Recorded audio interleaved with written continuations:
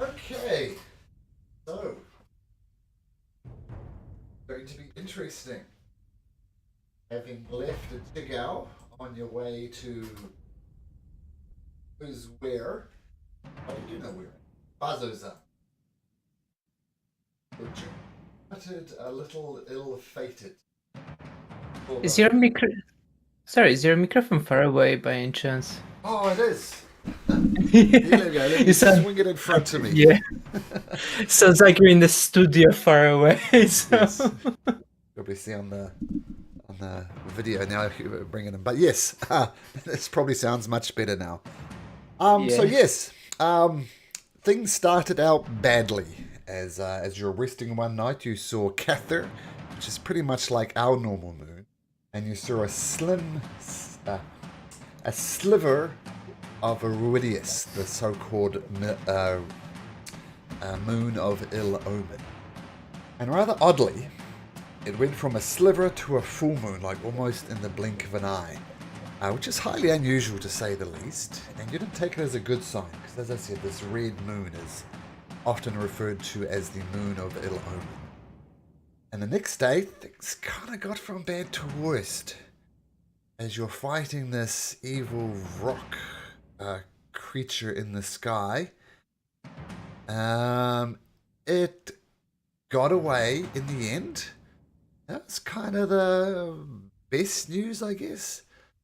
Just out of interest, you might want to know it had one hit point left. But where we pick it up from is with Amber down and out and poisoned.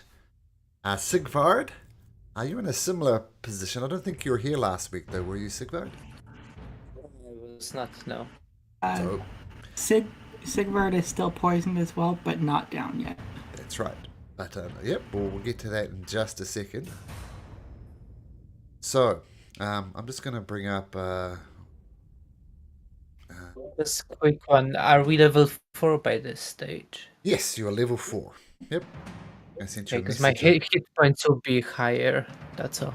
Just Okay. checking it. So you should be on 39. Okay. We're still on 12, though, unfortunately. Yeah, that's fine. Okay, so the rock has flown away, just left, and we see Amber kind of lying on the ground with a little green spittle kind of dripping down the side of her throat. The side of her mouth, sorry, and she doesn't look good. Kaylin, let's see if Kaylin, I don't think Kaylin has any healing magics that would immediately help. Let me just check to see if he does have anything. So if I have extra spell slot, then I could go to Amber and If first. it was your turn. Oh, I am so sorry. We're still in the. I Yeah. am so sorry. because people are dying. Fair enough. so Yeah. we need to go through this in order. Two months. Go out of spell slots. Okay. In that case, Kaylin, sorry, will rush up right next to Camper and say, Amber, can't end like this. And he gets down on his hands and knees and is going to try and literally suck the poison out of Amber's mouth. That's what he's going to do. And he's going to do that by attempting a medicine check. Oh, and he tries and he spits it out. I can't do it. Cadus, help her. Cadus. Oh God. That's about the. I will try to do the same thing because that's about all I can do. I will also try to suck the poison out. Okay, make me a medicine check. So you get down on your hands and you do suck the poison out. On the downside, Cadus, you do take 3 points of poison damage. But the poison is now out of Cadus, and it is now inside of you. I'll spit it out. Make me a Constitution save. Let's see if you can spit it out, and don't forget you are at disadvantage. Oh, my bad. You get a little bit in your mouth. You swallow a little bit. You don't get as much as, it's not the worst case scenario, but it's still pretty bad. And we'll stay with that 3 point of damage. Anything else, Cadis? That was your action? Yeah, that's all I got. Okay, Hatum, who is also out of spell slots. He's going to swing over to Sigvard and start patting Sigvard on the back. Come on, you've got this. Slap. Amber, make me a death. The poison's out, but you're still dying. Yeah, make me a death saving throw, Amber.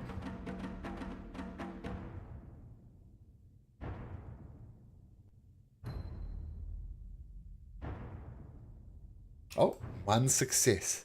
Very good. Okay, so with Hatum slapping you on the back, Sigvard, you can make me a straight Constitution check as he's effectively helping you. So Constitution saving throw, sorry. Can I just negate it if I can? We, I have 5 points of lay offense pull, which neutralize any disease or poison. it's good of you to do that last session, but yes, you can do that. Okay, then I'm just gonna back away from Hatum patting with his massive hands, just gonna, touch my cheeks on the face and poison's gone. Technically, the poison happens at the start of your turn. You do take 4 points of poison damage. That's but fine. you are no longer poisoned. Okay, so that's your action. Oh, you're right. Do I have healing word?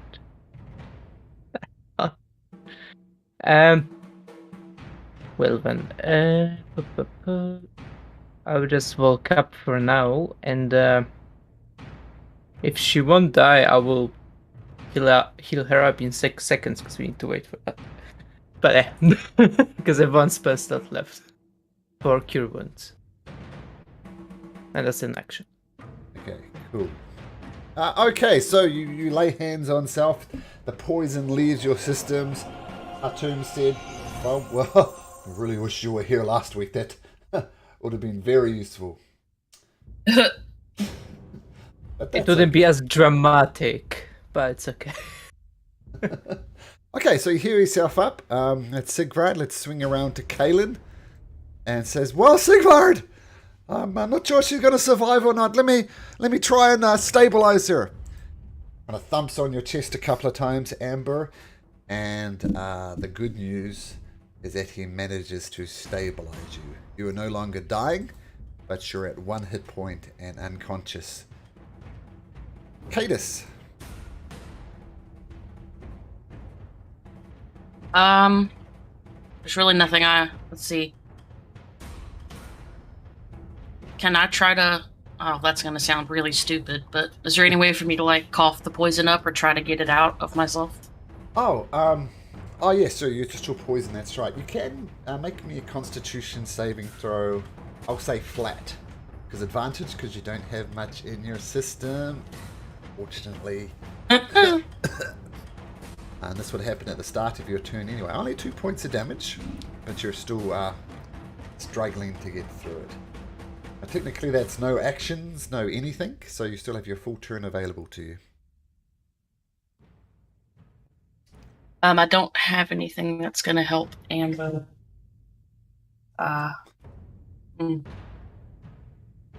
Okay. Yeah, there's nothing I can do. Hatum goes around and says,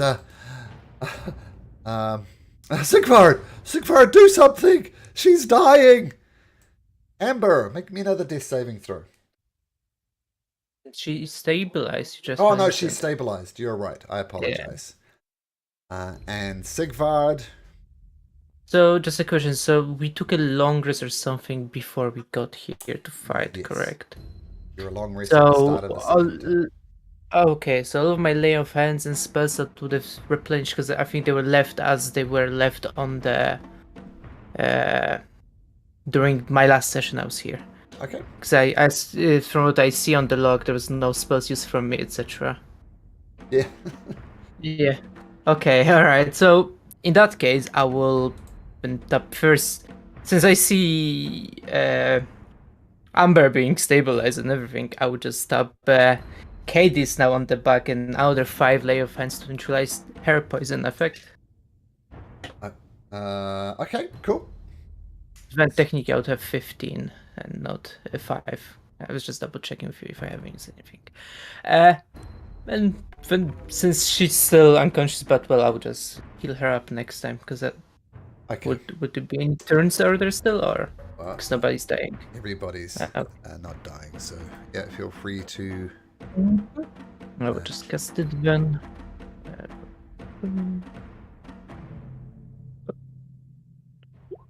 There you go. 8 points of damage then to damage healing to Amber. Okay. So Amber, coughing up all sorts of green nastiness, return to consciousness. You have what, 9 hit points now?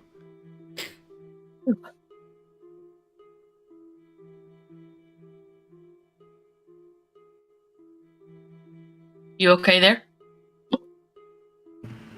Ow. I think so. I don't feel really good. How's everybody else doing? I don't think any of us feel very good.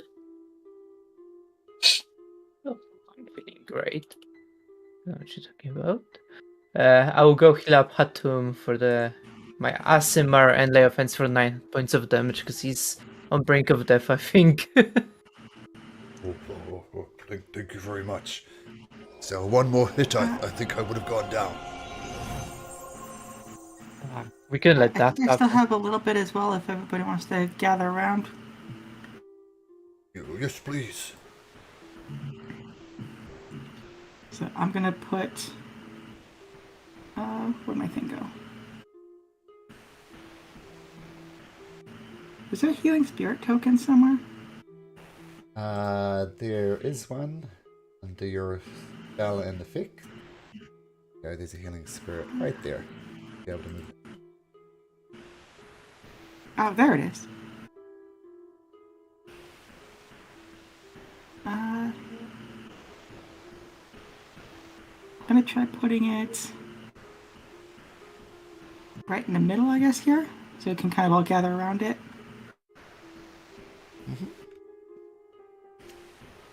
And then I'm gonna have that going for the full minute.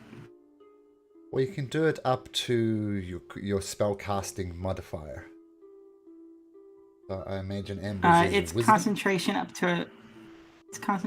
to a minute. So Yeah, I'm just gonna have that going. They did some errata, and they changed it specifically for this reason. Oh, what was it? Yeah, they changed our healing spirit, because you're right, it used to be able to last for a minute, but they did change it officially to up to your spellcasting modifier. Yeah. Oh, yeah. Oh, I see No that more part now. cheese. My modifier is 1 second. Yes, that's a 5. I put it in the so- thing, in the chat. Oh, I'm just looking for stuff, yeah.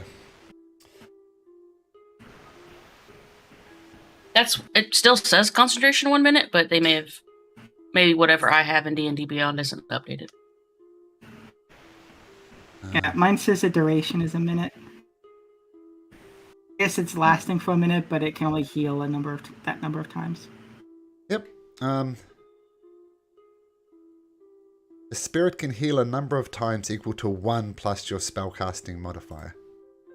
Cool. So I guess the point of if you get knocked on the head, you might lose the effect of the healing spirit. What's your spellcasting modifier? What happened last week?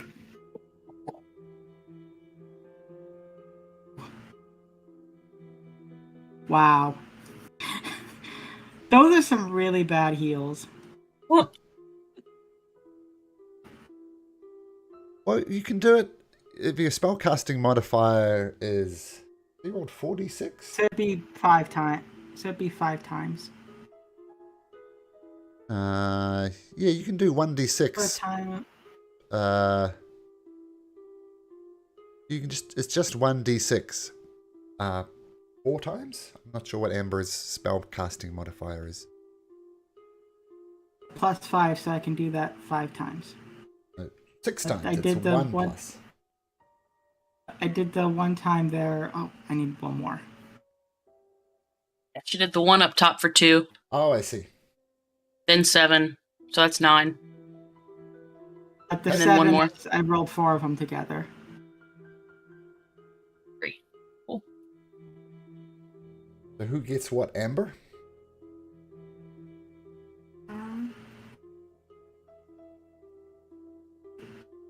I would give yourself 7. Yeah. Oh, there we go.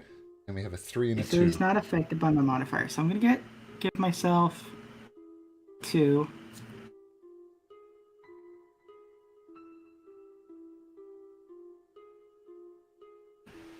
I'll give biggest one. I'll give Hatum 2. Give Sigvard 2. And then I'll give Cadis 2. So that's 1, 2, 3, 4. And I'll give Sigvard another one because I think he's lower than I am. What are you at, Sigvard? Muted Sigvard. Sigvard? What? Oh, I'm muted. Sorry, what was that? Oh, How many hit points? oh no, it's one more. How many hit points do you have, Sigvard? Oh, I'm okay. Don't worry. I have still spells. Sigvard will get the last point, so you should be at 11. Okay, 11. Oh. And I'll get 3. Okay. Hatum will get 3. Atum will get 3. Okay. And with your healing spirit dancing around and curing everybody, everybody's looking just a little bit better.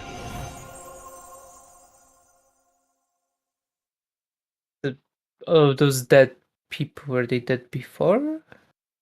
So this is the scene you came across. You came across all these dead horses, all these people massacred.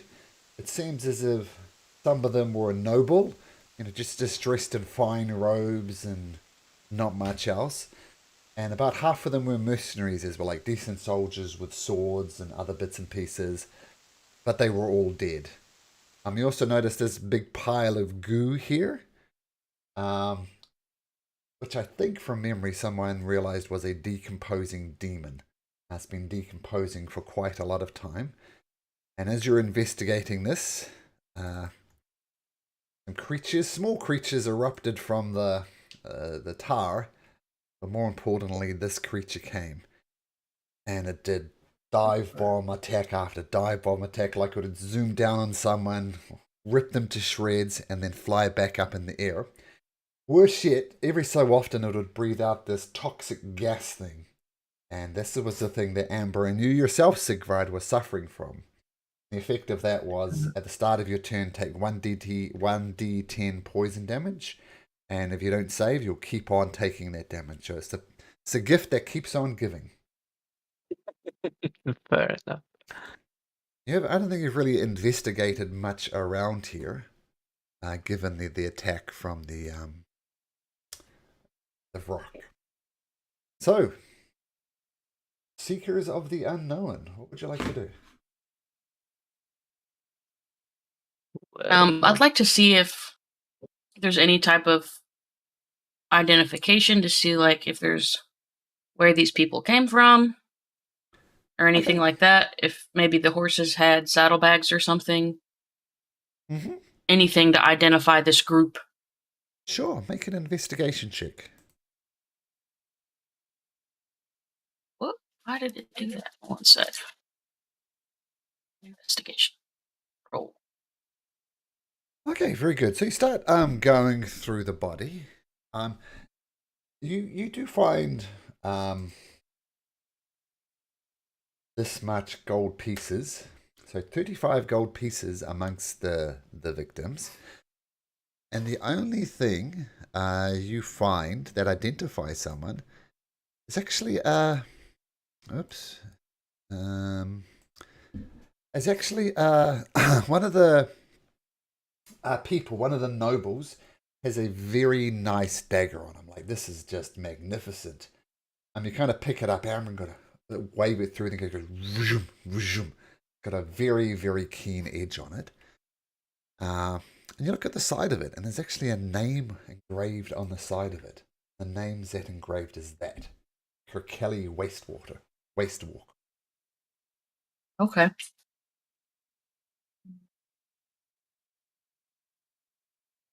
Well,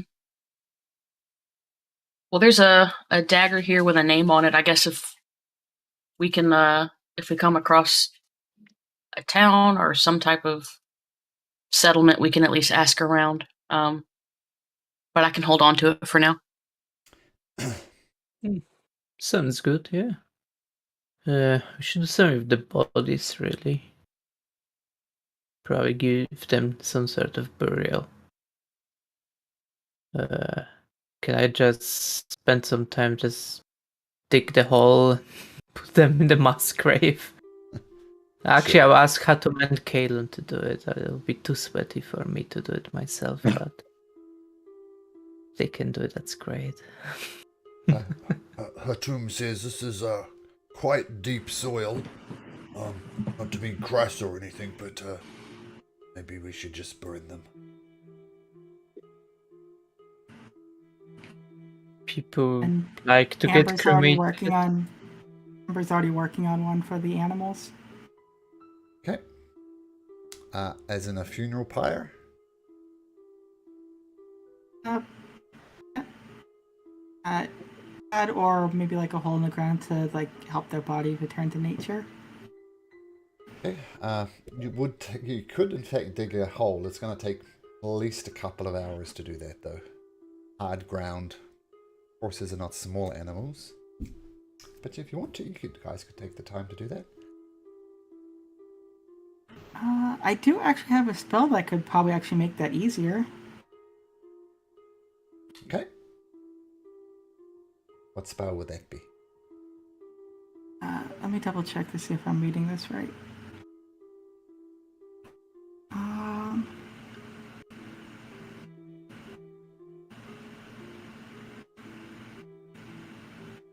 Oh, never mind. I don't think it'll actually loosen it up. Okay. Because what I was thinking of, I was going to earth tremor a spot to break up some of the soil and make it easier to dig a hole. Well, it wouldn't make it worse. You know what? I have the spell slot for it. Let's give it a shot. It's Earth Tremor. Okay, using your Earth Tremor, you'd probably reduce it down to about an hour.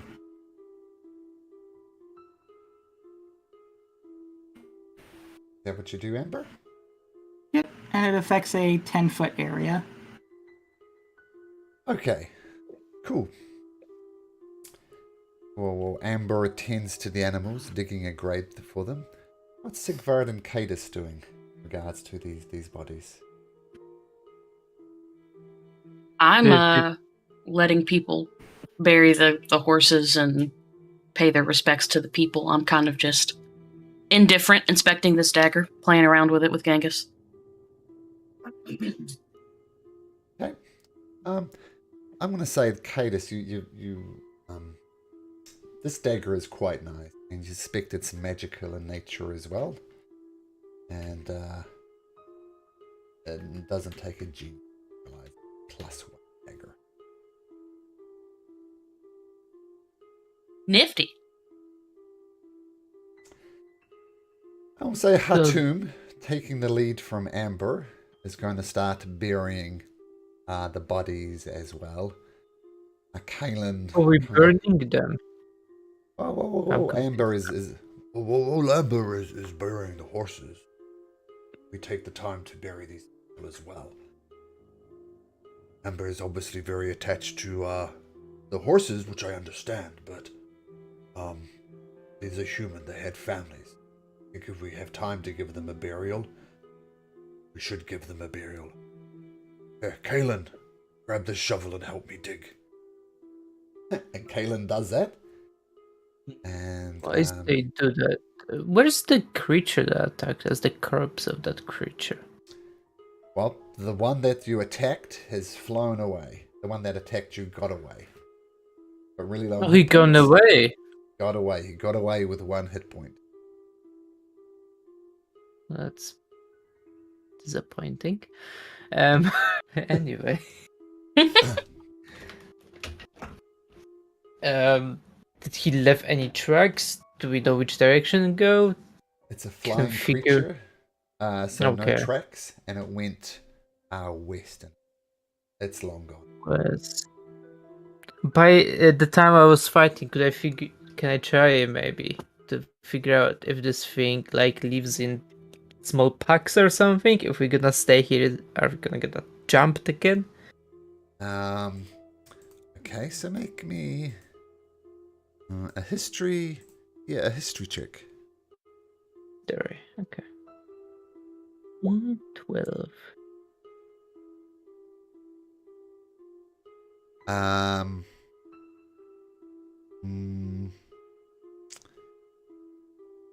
You haven't heard of them.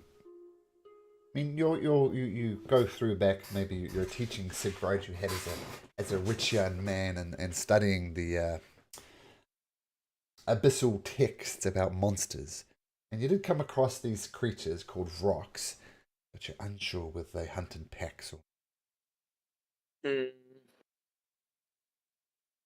Yeah, well, guess we're just gonna try to. I mean, they can continue to dig, and I will just find a nice spot somewhere to poke this guy with a stick Okay. to kill time. Actually, am I able to get a vial of it? Sure, you can try. Just make me a general dexterity check. Check. Just basic dexterity. Ooh, 18. And you managed to scoop it up, and even better, you managed to scoop up a vial of it without getting any on your hand itself. You're going to record it on your sheet. You can see you have a vial of demon ichor. Alright. You never know what can be good for your skin, after all. Were you wanting to put this on your skin? Mhm. I After can do a research. Yeah, well, you could. That's true. But after an hour or so, the horses are buried. Hatum says a few words for the deceased. Cadis has got her very nice looking dagger with Kirkelly Waste Walker written on the side of it. And Amber, you finished burying the horses.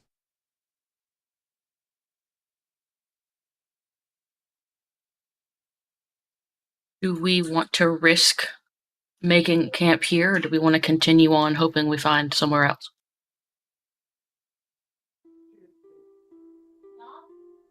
I mean, an inn would be nice. You're not going to find an inn, Sigvard, but wishful thinking.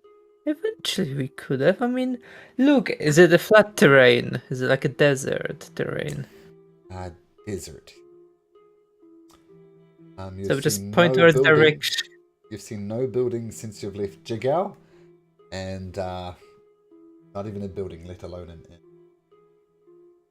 No hills or something? Pretty flat.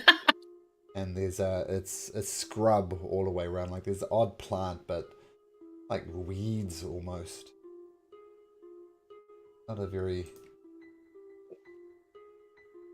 Just look in the horizon with a tear in the eye. Let's just try to find something more cleaner to sleep. The goddamn swamp. At least I don't want all the dust in me. The demon juice. So I say we at least keep heading a little bit more towards Bazozan and maybe try to find somewhere else to sleep. Yeah. Maybe the mountains? There's no hills or mountains, so Well, where are those? Well, you could hit that way. Very far away. It'll take you like at least half a day to get there and a half a day to get back. Oh, okay. And where are we going? Because I'm sorry, I'm kind of not sure where exactly we're Pasos in. Well, Basic we plan could is to have go. gone through mountains then. Oh, through Hallowed Path. That's the plan.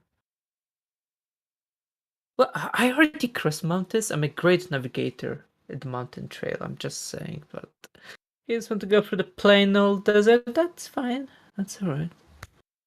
Thank you. Continue. You press forward through the plain old desert. The heat is intense, and you press through, leaving this horrible scene behind you with a demon ichor and all sorts of bits and pieces. And you press on. Nightfall eventually comes, and as night comes, the weather gets very cold. Like it goes from too hot to too cold, and you're looking around for a place to rest. Can somebody please make me a survival check?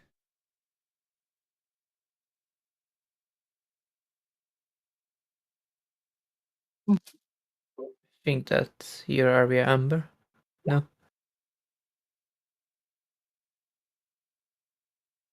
Oh, sorry. Amber basically just commented to Sigvard that you really shouldn't underestimate those mountains. They look pretty bad. I've seen a lot of people go through my mountains, and they don't really end up very well.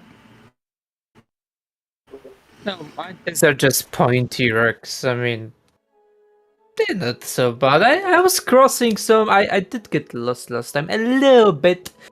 Ended up in lovely town of Urzin. But, it isn't that scary. Nevertheless, do we see anywhere we could probably rest? Please don't be so dusty. It seems as if this has fallen upon you, Amber. If you want to make a survival check to try and spot somewhere you could rest as the temperature just starts to plummet.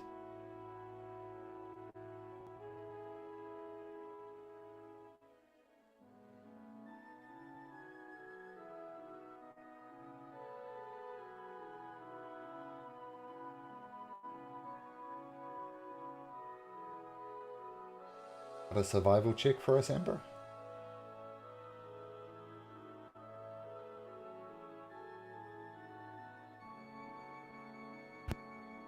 Oh, sorry. I thought that was for Sigvard. I could try asking some of the lizards or other wildlife if there's a safe place to bed down. Sure. You can choose nature or survival. Your choice. Or animal handling, even. Animal handling, survival, or nature.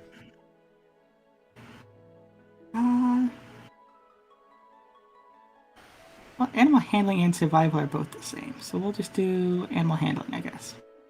Or on point for the flavor of amber. Yeah. Ooh, look at that. 26. Ooh, really good flavor too. So as night falls, Amber, you're looking around, and you're not so much looking for safe spaces. You're looking for safe spaces that the animals go. And you see lizards kind of dancing around, and they're tending to hang around rocks. And you go up and investigate one of these rocks, and there's several, like 5 or 6 lizards just scampering all over this rock. You take note that this rock has actually heated up in the blazing sun of the desert. And you feel that if you camped next to this heated rock, your night would be a lot more pleasant, because some heat would be given off from this rock.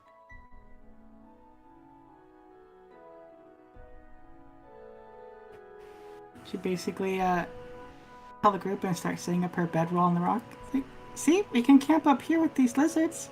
It's nice and toasty and warm.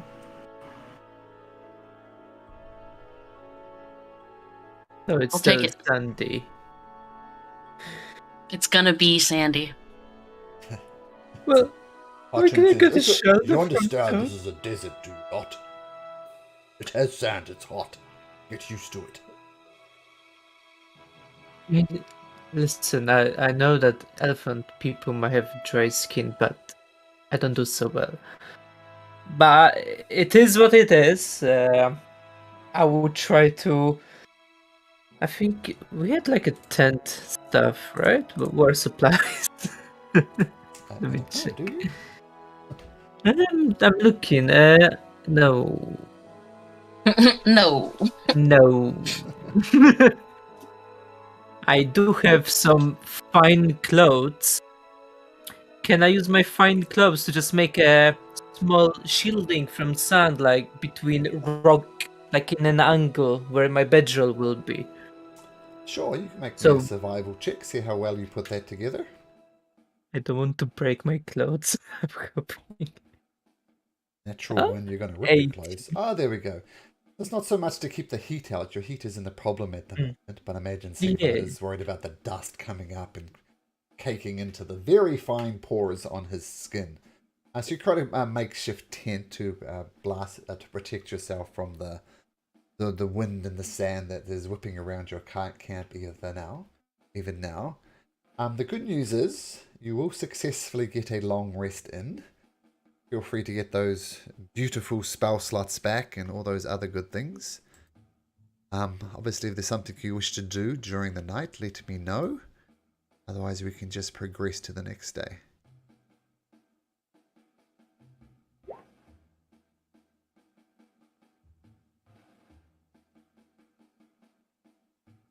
All right, so we will. Think we're good?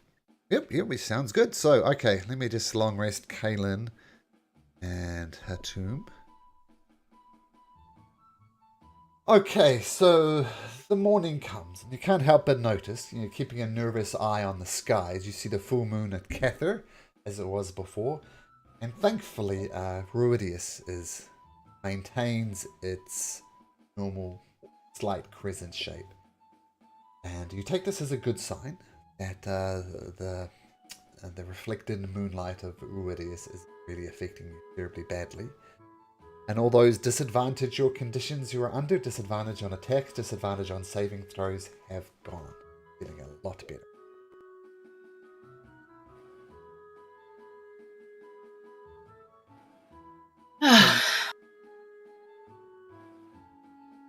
So where are we going next? Cause do we pack water? Did somebody supply on water? You do have water, you do have rations, so don't worry about it. I don't think it adds much fun to the game, but you have water, you have rations. Okay. Do we have We don't extra have any water? bath water. Sorry. Oh my god. Okay, fine. It's not like I stressed it at the swamp. It's not like I mentioned it. But that's fine. We didn't have to supply with bath water.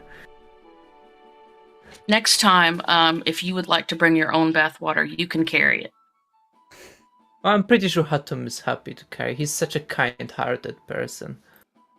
I'm not. the Shame best that you're at not. things. What? Sorry? I didn't say anything. That's what I thought. That's fine.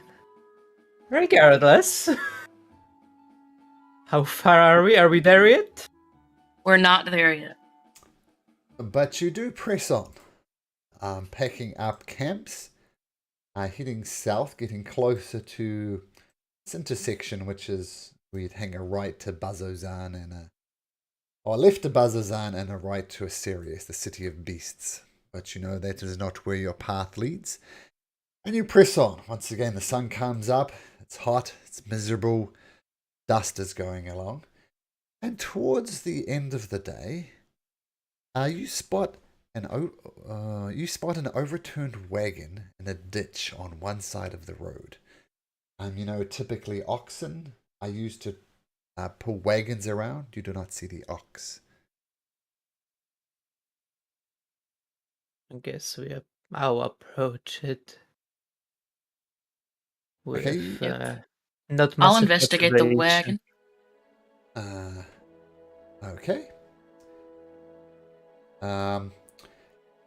So just having a look at the wagon, kind of deduced like the wooden The oxen is very obviously broken free. The harnesses are snapped. You don't see a body, so it doesn't take a genius to know that it's probably walked away, wandered away. And Sigvard, I think you're looking around it as well. Yeah. You see bodies kind of crushed underneath the wagon. There appears to be 2 drow and an orc.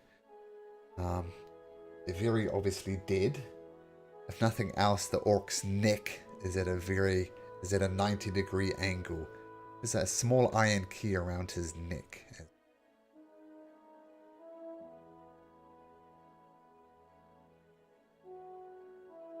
Hmm.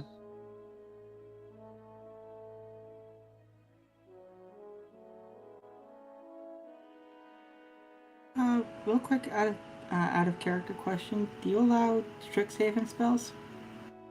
Except for no. Silvery bards. So I was gonna take Wither and Bloom.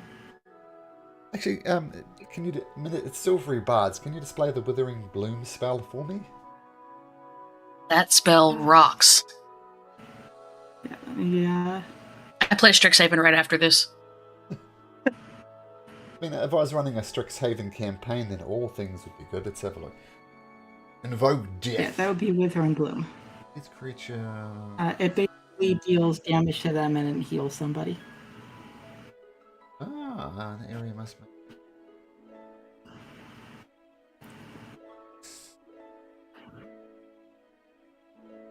Oh, okay. So it does require the use of the hit dice, though. Cast it on a creature. It's...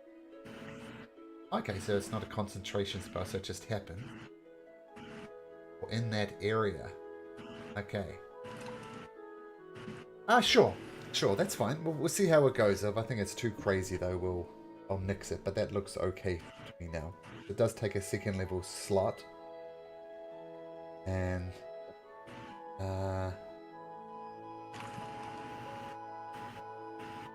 Okay, so there's also people inside that area. Okay, no, I'm okay with that. That looks good. Yep, I'm fine with that. Nice spell. I think it's interesting how the area of effect must include the creatures you want to heal and the creatures you want to damage. Oh, perfect. I think it's basically like damage is like coming out of them, and it's basically like flowing into the person that you're healing instead. Mm-hmm. Yep. Kind of Nice. like sapping their life away to like give it to somebody else.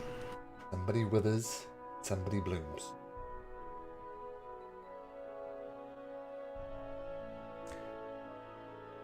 Okay, So good. they're Cigarette? yeah, just asking. So what's within the wagon? There's, you said orc with a key, right?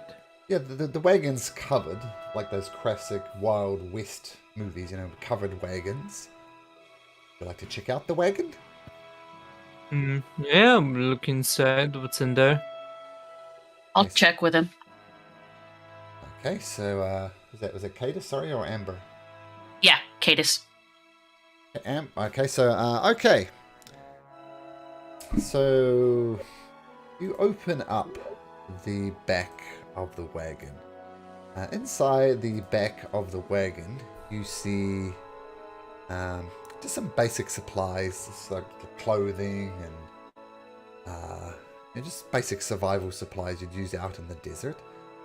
There is a rather nice a chest in the back there, but as soon as you swing open, 3 creatures woof, instantly Okay. come out of here. And in fact, you don't even see them. You flip it open, but then one of these creatures bloops up right next to you, Sigvard, and is going to attack you. And as it attacks you, it will do so at advantage.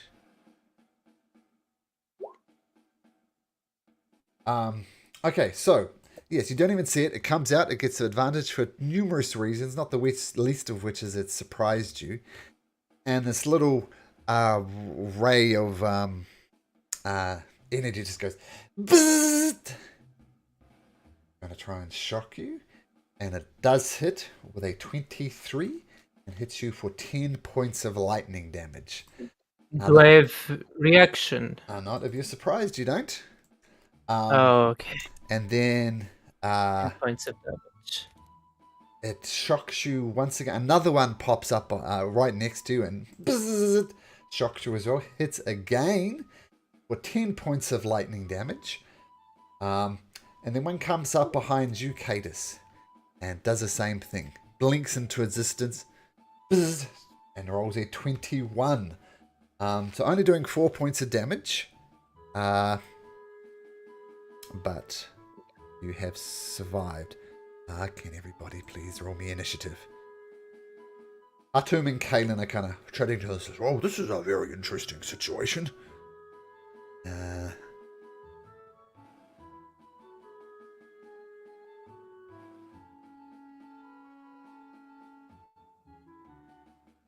Come on. Okay, there we go. Okay, and they roll in for the blow wisps as well.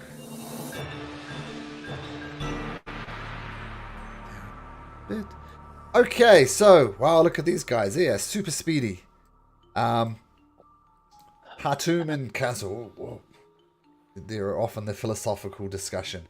The one next to you, Sigvard, does reach out and try and zap you. Guys, bzzzt, once again, this time not at advantage. Oh dear. I don't know how to describe a natural one for a creature like this, but it does roll a natural one. Fails terribly. Then is going to hover 25 feet straight up. Sigvard and Cadus, you can have attacks of opportunity on that if you like. I'm not gonna take mine. Okay. Cadus? Oh, Cadus, yeah, you get your dagger out and it's just a horrible swing and a miss. It flies up. Now it's 25 feet, I think I said. Yep. Once again, same thing happens to the right of you, Sigvard. This thing comes out with a buzz, and this time it rolls a 9, so you easily dodge it. And then it does the same thing. Hovers up 25 feet in the air. Now, attack of opportunity. Okay, sure. Take a swipe. 16? These things are small and they're fast, and you try and swing with your longsword, but it's just too quick. Amber, you can take an attack of opportunity if you like.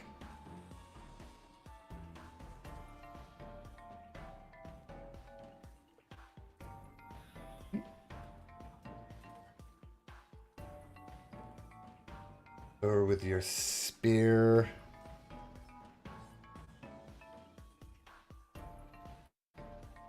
Sees him down. Oh, 18! 18! You get your spear and you take a swipe at them, but once again, they're just too damn quick. They leap out away from you, so miss. So that was just reaction. Sigvard, it's your turn. You see one. This one's still on the ground. These ones are both 25 feet up in the air. They look like animals, or they look like fae, or what are they? You can make a nature check if you like. Yeah, I'll try to just figure out 12. You're not sure. Okay.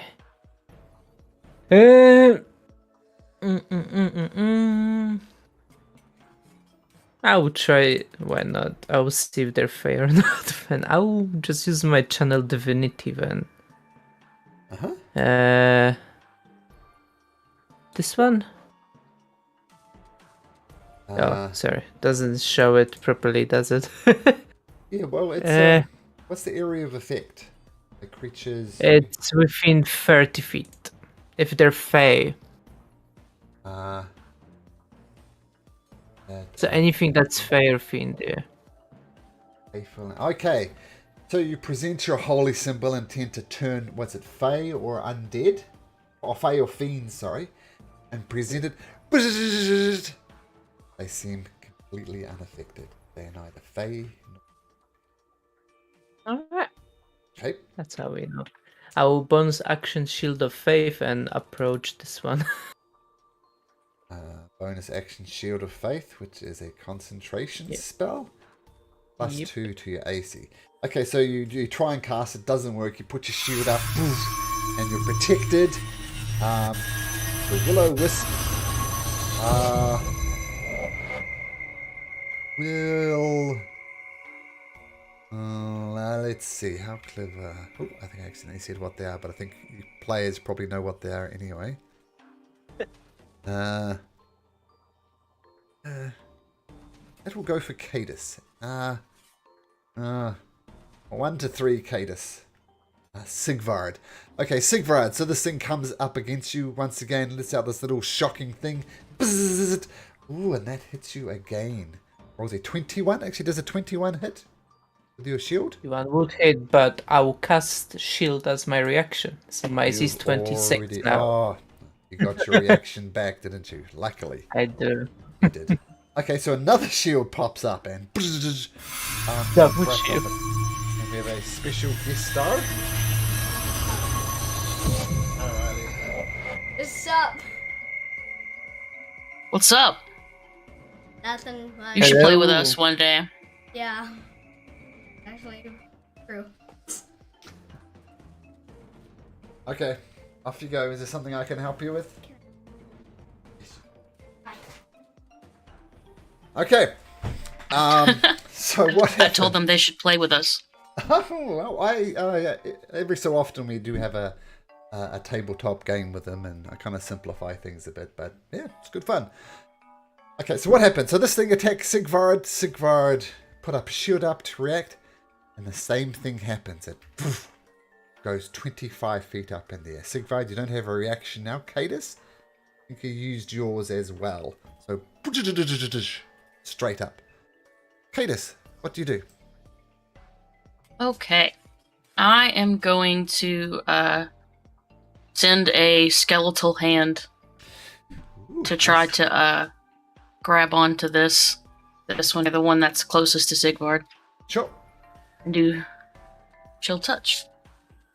Once again, these things are sneaky, they're hard to get around, but your chill touch does hit.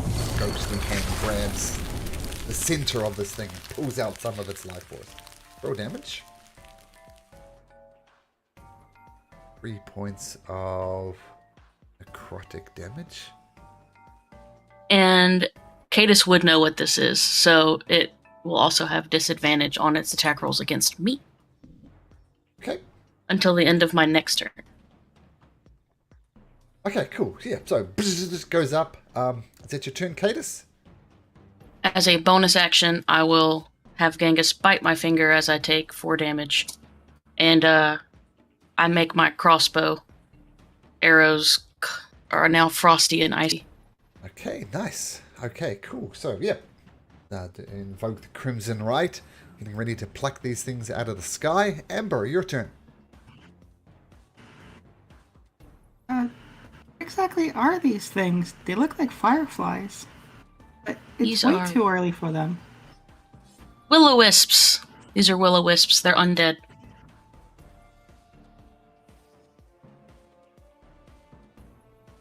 So hearing that, she's kind of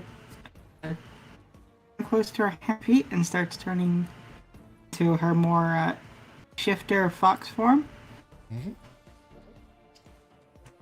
And then I will put that in chat. That worked. Nice, yep. And as my bonus action, and now my action, her claws will start taking on a green tint and going to slash at. All I don't wanna 3 move will-o-wisps are in away. the air. This one, they're all 25 feet in the air. Oh, they're all 20 feet up in the air. Yep. 25, in fact. In that case, I don't have to worry about attack of opportunities, right? No, not at all.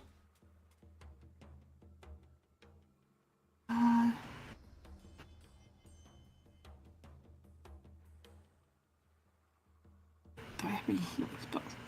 I'm to reach over and place a hand on Sigvard's shoulder. Mm-hmm. And heal him for... Nice. Thank you.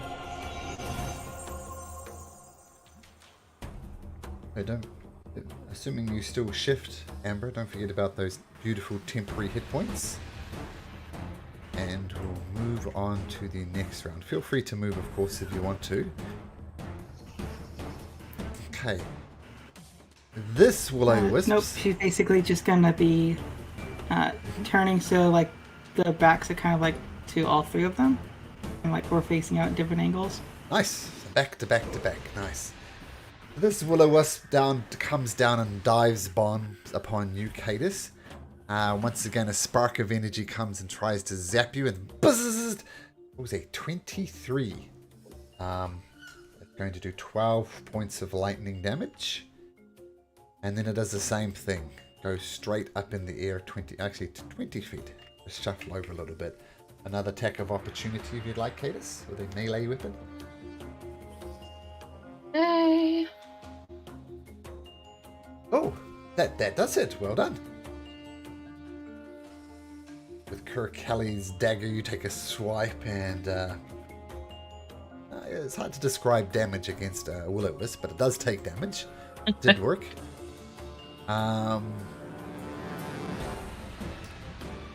This one will do the same thing. Come and dive bomb you, and then take off in the air again. Trying to shock you. This time it rolls a 12, so it comes and bzzz, gets out of your range, and then boomf, goes up again 25 feet in the air. Obviously no attack of opportunity for the second one. But Sigvard, what would you like to do? Right. I will then point in this one with my sword and Eldritch Blast it. It's 25 feet in the air. Yeah, Eldritch Blast it. Oh, Eldritch Blast. Sorry, I thought you said sword. Are you Yeah. using your sword to focus it? Yeah, Okay, sure. because it's a Hexblade weapon, so just a flavor thing. Okay, absolutely. I like it.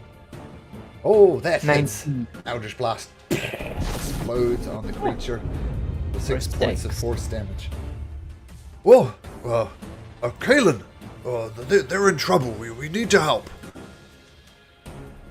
Get Kaelin in there. Get Hatum in there as well.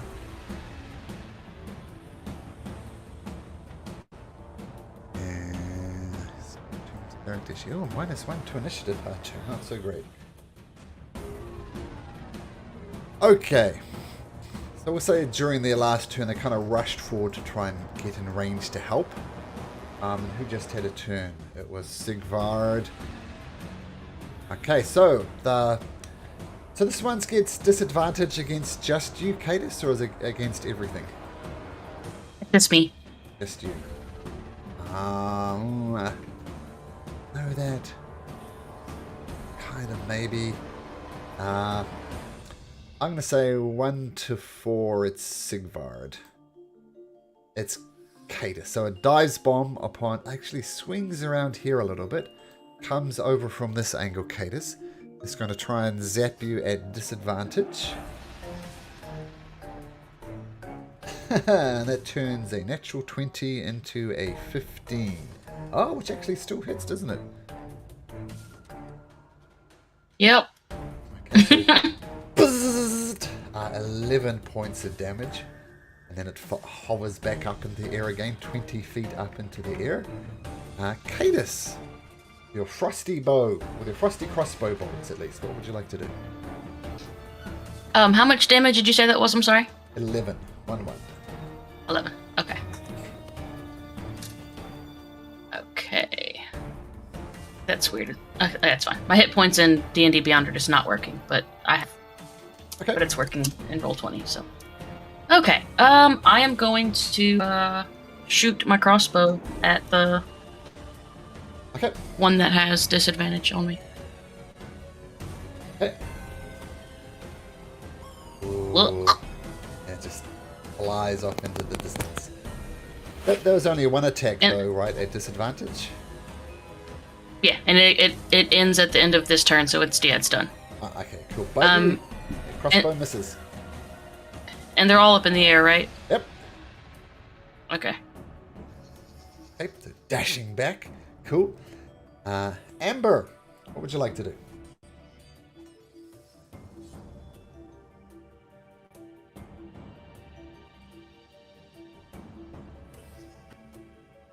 It would help if I unmuted.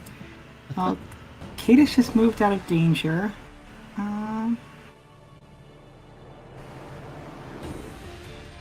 So that is 10 foot.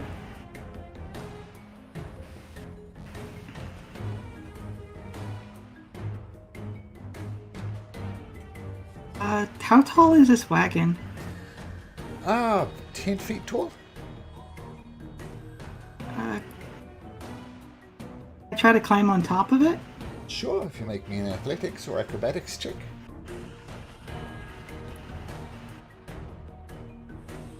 Acrobatics. Hey, good enough. So not so much powering up, but using leverage and stuff, you can get on top of the cabin. It will cost you 10 feet of movement to get up there, but you are up.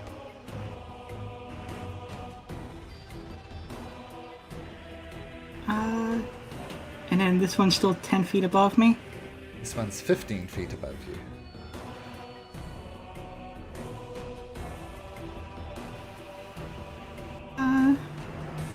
Do any of them look like they're more hurt? This far one. Okay, so actually- on that far one, Not sure how you'd work that out actually, but I told you, so yep, this one is damaged the most. so I'm gonna conjure up a swarm of biting insects that are gonna start swarming around that little ball of light. Nice. And I need it to make a con save, please. Unsave DC 15. Okay, as the little bugs kind of swarm over this will-o-wisp and kind of bzz, bzz, they kind of bite it and then they fall off, dying instantly as they do it. And fortunately, is immune to poison. Did it fail its con save though? Yes, it did. But it's literally so in immune that to case, poison. so in that case, it is also going to move 5 feet to the east. 5 foot to the... Okay. We'll allow it to that as these bugs kind of crawl across it, move it, it kind of shakes them off. And doing so moves 5 feet to the east. Okay, nice.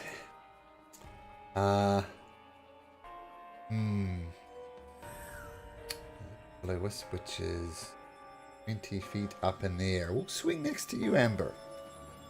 Up out there on the thing and descend 10 feet, so it's right next to you. And it's going to try and shock you with some lightning. Bzzz! And rolls an 8, which doesn't work. Then it immediately raises, so it's 20 feet above you. You can have attack of opportunity if you like. And again, this will be two-handed. Sure.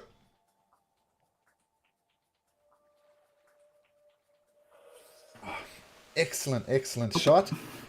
Swing and a miss. These things are small and they are fast to elude your grasp.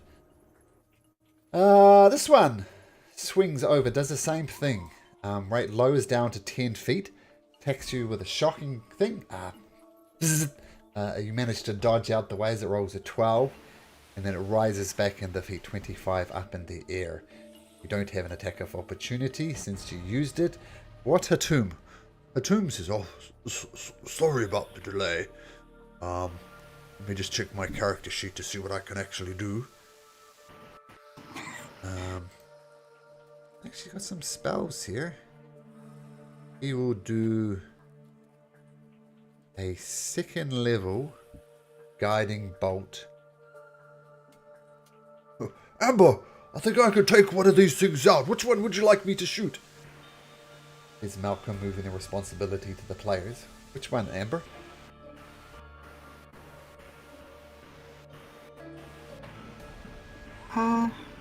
probably focus on the one that's injured. Okay. Let me take my best shot. And he fires off a second level. Where's it going? Guiding bolt. Huh? Showing up his first. Oh, there it is. Okay, so he takes a shot. +6 to the rolls. Fortunately, it just loops off into the distance. Oh, sorry, Amber. Sigvard, maybe you can take it down.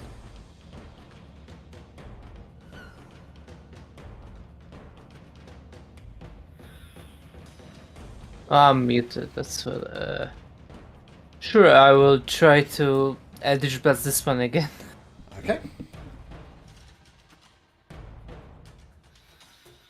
Oh, and that's almost Oh, 20. that does hit. Blast in the sky. Just by 2 It's damage. knocked back a little bit and kind of hovers there. You stay where you are. Bonus action, Sigvard. Don't have much of bonus actions, but I will get like here. That's it. Okay. This will-o-wisp dives bomb onto you. I think this is not going to work, but it's going to try. Rolls an 18, so I don't know if it's your shield or actual shield, but you block it, and then it scoots up 15 feet in the air. Attack of opportunity if you'd like, Sigmar. Yes. And I miss. Ah, you miss. Wing and a miss. These things are just too damn fast. Kaelin.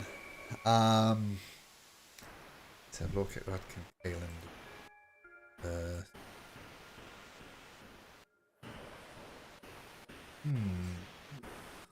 We'll cast a firebolt. Stay still! And God, just rockets across the sky, dissipates in the air. That's a miss. Cadus. Gonna take aim at this one Sure. and let loose another cold bolt.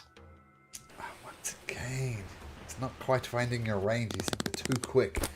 Arrow just disappears off into the waste of buzzers. Or your crossbow bolt, anyway. That's it. Okay, Amber. Right. I'm going to expend one of my wild shapes to call upon my little hawk friend. Get him out.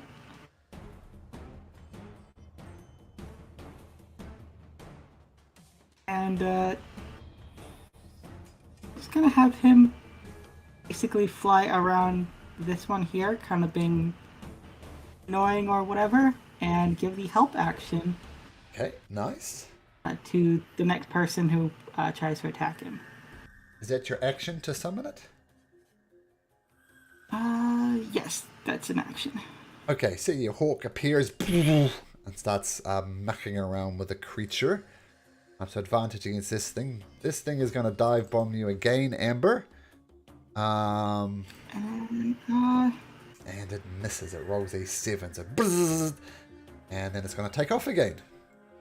Feel free to take a swipe at it. also, as a bonus action, I was also going to throw down a totem. Oh, sure. So throw down your totem first, no problem. And I'll give that an... I can give that an aura. Okay. What does a unicorn aura do?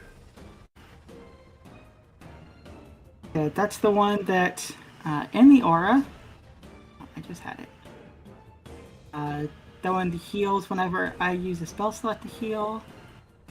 And people have advantage to detect invisible creatures. Okay. Nice. Okay. Totem up, familiar summoned. Avoid the dive bomb. Did you take an attack of opportunity? We need to. Oh, here it comes. Here it comes. Man. Actually, which one was the one that was moving away? This one.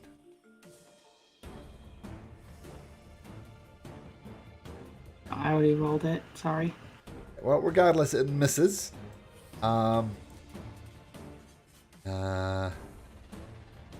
This one is going to dive bomb you as well. Same idea. Rolls a 16. Does that hit Amber? No. It just misses, I believe. Nope. Just misses. And then it rises up in the air again. You already used a reaction, so this one's just hovering up there. Hatum says, "Oh, this is just the opportunity I need. Oh, thank you, Amber." He's going to do the same thing. He's going to Guiding Bolt at advantage. Second level. Alright, Guiding Bolt at advantage. Oof, shoots through the air. That's exactly what we needed. Well done, Amber. It takes 11 points of damage. And furthermore, as he hits it, it starts glowing with a brownish color. Thanks to Guiding Bolt there. Next attack on this one will also be at advantage. Sigvard, I'll set it up for you. Take it down. Oh, okay, this hit that one. I'm gonna hit this one still. Okay. Okay. 21. Oh, Eldritch Blast. It does hit again. Crashes into it. I guess I need to go into Warlock, not the Paladin. Jesus. For one. Oh, maybe not. Maybe your patron is Maybe not. Okay. Your patron is like, no. Yeah. Okay. The creature will not return the favor. It'll swing over here next to Amber.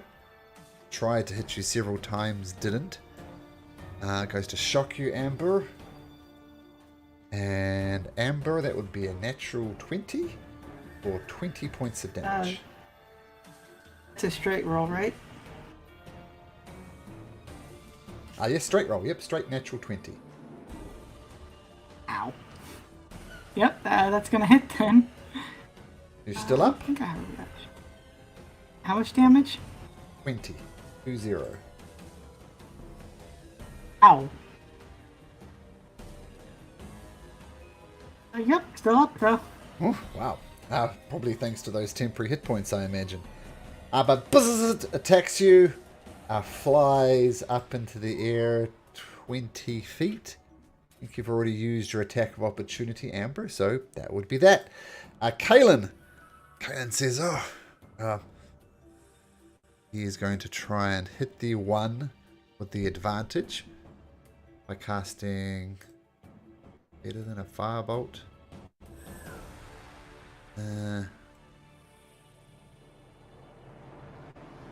He's going to try with a firebolt. Lines it up. Firebolt comes erupting out of him, and it does hit. Thanks to the advantage.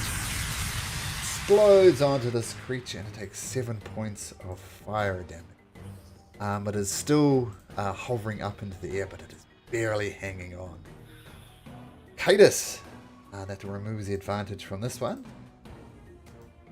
Can you make a shot, Cadus? We will see. Phew. Oh, you do hit. Yay. So that's going to be this. And this. Against which one? This one. And it's doing what type of piercing and what's the Crimson Right? The piercing is technically magical because of the Crimson Right, and then Sure. the Crimson Right itself is cold.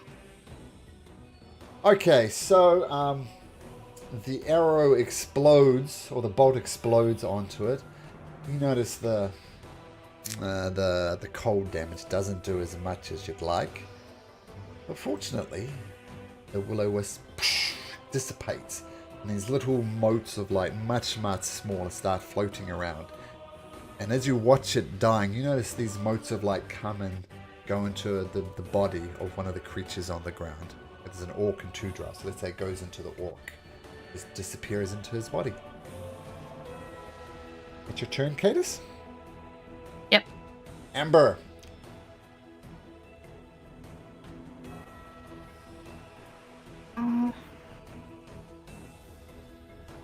Fortunately, there's not a whole lot of things that I can do with them staying up in the air. How high up are they right now? One's 10 feet above you. They're both 10 feet above you.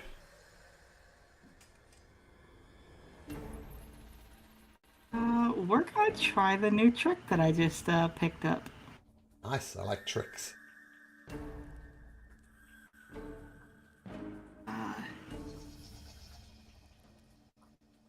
I think I can't technically choose a point in the air.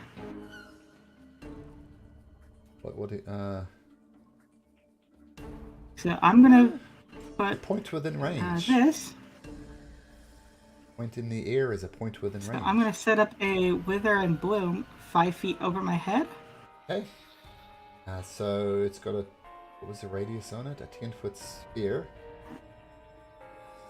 That's, I so can- it's just 10 feet. It's Oh, 10 foot, you said? yeah. That's a 20-foot. A 10-foot radius. No, you're right. You're good. Okay, so that will. Kind of tricky with the shape of the sphere, though. Does it get both of them? They are 10 feet out. It was 5 feet over my head, so that's why I'm trying to center it on myself. Okay. All right. So, we'll say the sphere is good enough to do it. So both of these things need to make Constitution saving throws. Boom, boom. One passes, one fails. So the one that fails takes 7 necrotic damage, and the one that passed takes half of that. 7 on that one and 3 on that one. And you give yourself 1d6? And then Oh no, so you get to spend a hit dice, sorry. So spend the hit dice. I spent a hit die, so roll a hit die here.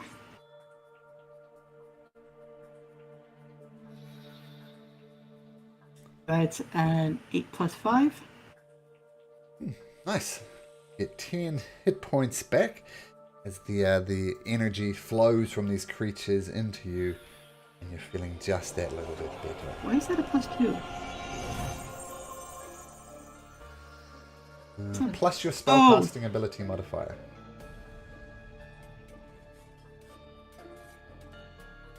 That would actually be 3 more because it added my con modifier instead of my Okay, wisdom. cool. Okay, nice use of the spell. The will-o'-wisps don't like that. Repeat their same trick, come down and try and shock you. The first one misses. And Hawk's gonna go over here and give advantage to this one. Okay, Or cool. help action against that one. Cool. This one dives bombs and misses. Feel free to take an attack of opportunity. Sure, I'll save the advantage for somebody who can actually deal more damage. It was this one that attacked you. It doesn't have advantage on it anyway. I'm assuming the other one's gonna hit me either, but I'm gonna save that advantage for somebody else. Okay. All right. Hatum. Thank you for leaving the opening up for me. Hatum will do the same thing. One with advantage. He will take, once again, another 2nd level guiding bolt. At advantage. Sorry, Amber. I feel like somehow wasted that. As it just flies off into the air. Okay, Sigvard. Gonna Eldritch Blast the closer one to me. You try. And I will miss this. Yep. Eldritch Blast just dissipates off into the atmosphere. I'll try to go up here then on the card to maybe I can get attack opportunity or something. Sure. That's a- Athletics or acrobatics? Not too hard. It's a DC 10. Athletics. Athletics. No problem. You jump up and kind of start getting ready for attacking things. Oh, yeah, everybody gets 4 points of healing. Don't forget about that. Oh. Nice. So Hearing. Sigvard, you shoot your Eldritch Blast, it misses, but then you get up to support your good friend Amber. This one is now going to dive bomb you again, coming out with a shock and bzzzt, it misses, and then goes up into the air again. You don't have your reaction. Kalen is going to use his firebolt again. Just a straight roll this time. Oop. Oh, there you go. Well done, Kaylin. The cheer from the cheap seats. It does 10 points of fire damage. Let me just check something quickly. That's enough to take it down. As a fireball explodes around you, notice little motes of light that now leave this creature and kind of go into the chest of the drow on the ground. Well done, Kaylin. Cadus. This time, surely. Can't possibly miss this time. Easy shot. You saw what Kaylin could do. You're gonna try again. Being closer help. Oh, being closer does help. That one does hit. Actually, you hit last time, actually.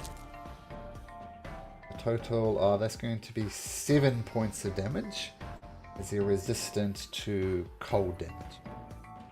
And it's hovering in the air. It's looking pretty bad. The light's starting to shimmer, and you see blackness coming from within it as well. There we go. That's how you explain damage to a little wisp. Amber. So I don't really have any range, so I'm going to hold my action for it to come back down at me. Cool. I'm gonna hold a primal savagery. It's kind of like my claws start to glow the acid green color again. Nice. So as it comes down, feel free to do your primal savagery.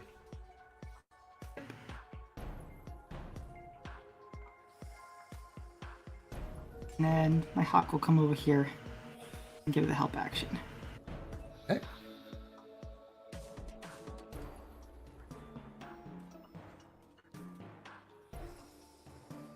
That's going to be on its turn, so I'm holding my action. Yeah, technically, of course, it should have its own initiative. And as it comes down, Okay.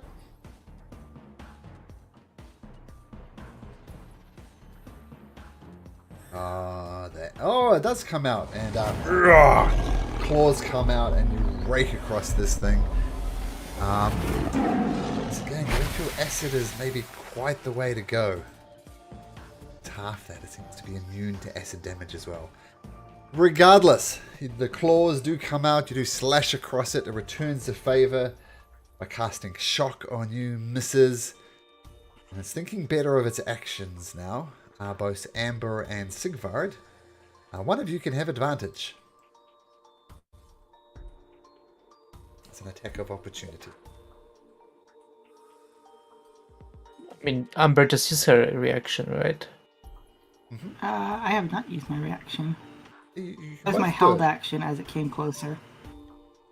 Oh, and actually your held action uses your reaction.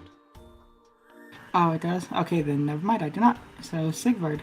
Yeah, so Sigvard, you can attack at advantage. Alright. Okay, that hits. 20. Yeah, okay. Yeah, nice. So, gonna 10 points of damage. You just cut this creature in two. And Sigvard. How do you want to do this? Well, I'm just gonna slash it. I mean, it's just electricity, right? Yeah, it's tough to flavor the damage. But you do cut it. I'll- Yep. If it has life energy or something, I will let my sword eat it. Be like all warlocky. Okay, so gobbles up into your sword. Okay, with that the will-o-wisps are gone. Survived another encounter out here in the desert. What would you like to do? Right. I guess I'll use 10 points of Lay of Hands and my ASMR healing on Cade to get 14 Okay. hit points back. Thank you very Did you much, want me- Sigvard. Did you want me to heal instead while the totem is up? Yeah, you could top us up. We're gonna probably rest soon anyway, it's almost nightfall. I'm gonna Yeah. push past and be like, I want to see what's in this wagon. Amber's gonna place a healing hand on Sigvard. Thank Or you.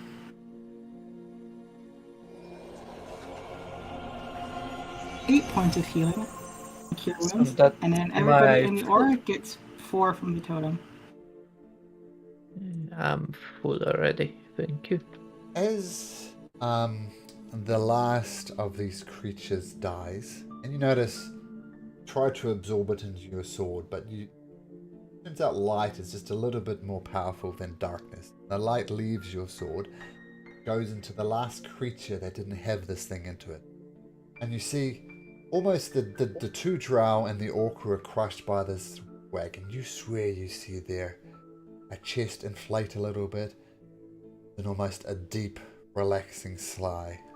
They're still damaged, and you feel good. Feel almost heroic. And you all, in fact, get a charm. Get a charm of heroism. Now, the easiest way I know how to do this is don't worry about the charm, but you can all have a potion of heroism. Technically, it's a charm. But practically, just think of it as a potion of heroism. Does it activate now? Nope. Because it's just... Oh, do we just have it? Yep. Okay, that's So neat. whenever you like, you can invoke the charm, which would be a bonus action. So they are alive right now. Ah. They're breathing, you said. It looks like they took a deep breath and then a slow exhale, and then they stop breathing once again.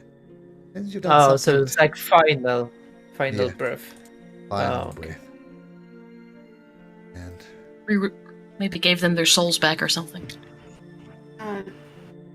If they were alive before, would they have gotten healing from the totem whenever my spell was going off? I don't think they were alive. they weren't alive. Okay. So they don't get healing and they remain dead.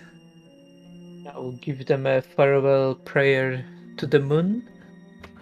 Just to do my paladin stuff for a little bit. You know, I have that quota I need. Anyway, Cadis, I know you have your grave robbering tendencies. I'm pretty sure that orc has a key. You might want to pick it up then. Sure. I'll pocket the key for now and check the chest that was in the back of the wagon. Our chest is definitely locked. I'll use the key to open it. Okay, easy enough to open up. It clicks in, swings open, and inside this iron lockbox there is 50 gold pieces, and a potion of some sort. You're not sure what it is, but it's basically a clear liquid. It looks like there's a rather large, disgusting fingernail inside of it. I'm gonna hold it out far away from me. Does anybody know what this is? Can I have a look? Sure. I would just investigate it, smell it, you know. Don't taste it though. Kaylin says, actually, hand it over to me. I can identify this safely. Oh. Yeah, that's even better. He kind of swirls it That's round. even better as like she starts to sniff at it with Sigvard. And what it is, if you drink this potion, you'll feel a lot more stronger. I believe this is a potion of hill giant strength. Oh. That seems perfect for you, Sigvard, and I'm gonna give it to him. No, I will give it to Kaylin. I don't even use strength. I didn't touch it. Do you see that fingernail? That's nowhere close to my mouth, trust me.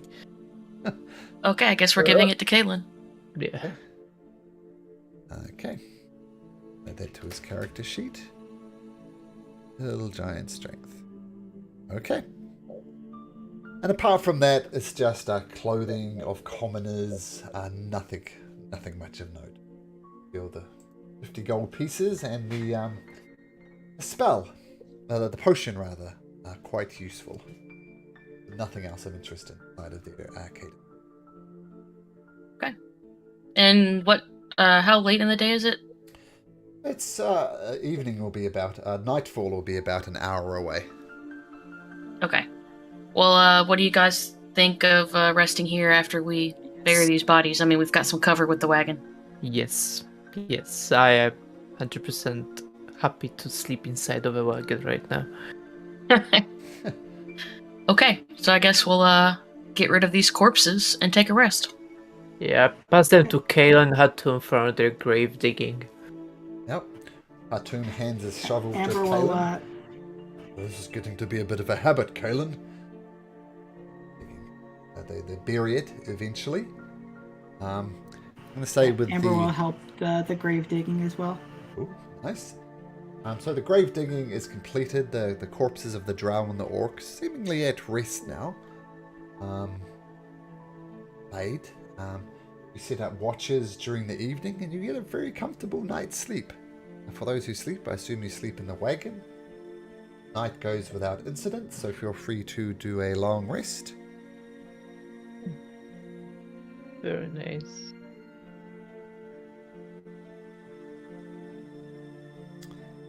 I guess we're going further. Yep. Yeah. There is no animal would pull this wagon, is there? We don't have an ox, and I'm not going to ask Hatum to do that. I ask Hatum to do that. Hatum gets in, puts his big pachyderm body behind it, he drags it forward, going very slowly. He does manage to do it. Could take the wagon for you, but it's going to significantly slow you down. I don't really believe we need the wagon, unless you guys disagree. I mean, it is a desert. This is safer. I mean, I'm just saying. You I think saw we're how fine slowly without I the pulled it, wagon. right? This is going to significantly slow us down. I say we can vote on it. Yeah, I think we're fine to keep going at the pace we're at. Okay, what do you think, Hatum, since you're the one who's actually having to lug this? I am not going to luck out a wagon across the desert. Let's just press on. Sounds good to me. Okay, so Shouldn't be that leaving... much further to Bazit-san, is it? Quite a way. It's going to take you about 10 days worth of travel to get there. The next day, Onward. you press on. This day, thankfully, goes without incident. And you press on again. And you arrive at the place which I will describe as we come back from a short break. Let's take a short break and then we'll see what this rest stop is. Okay, we'll see you guys in a little bit. Okay. Awesome.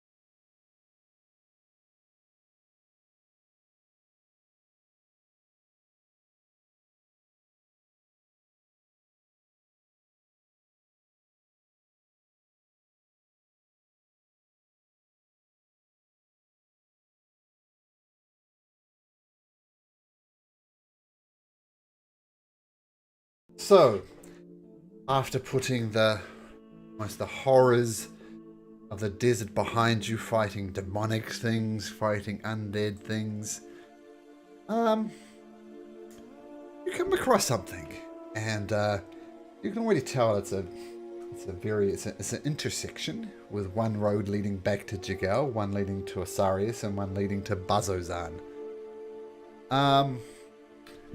Can everybody please make me a history check?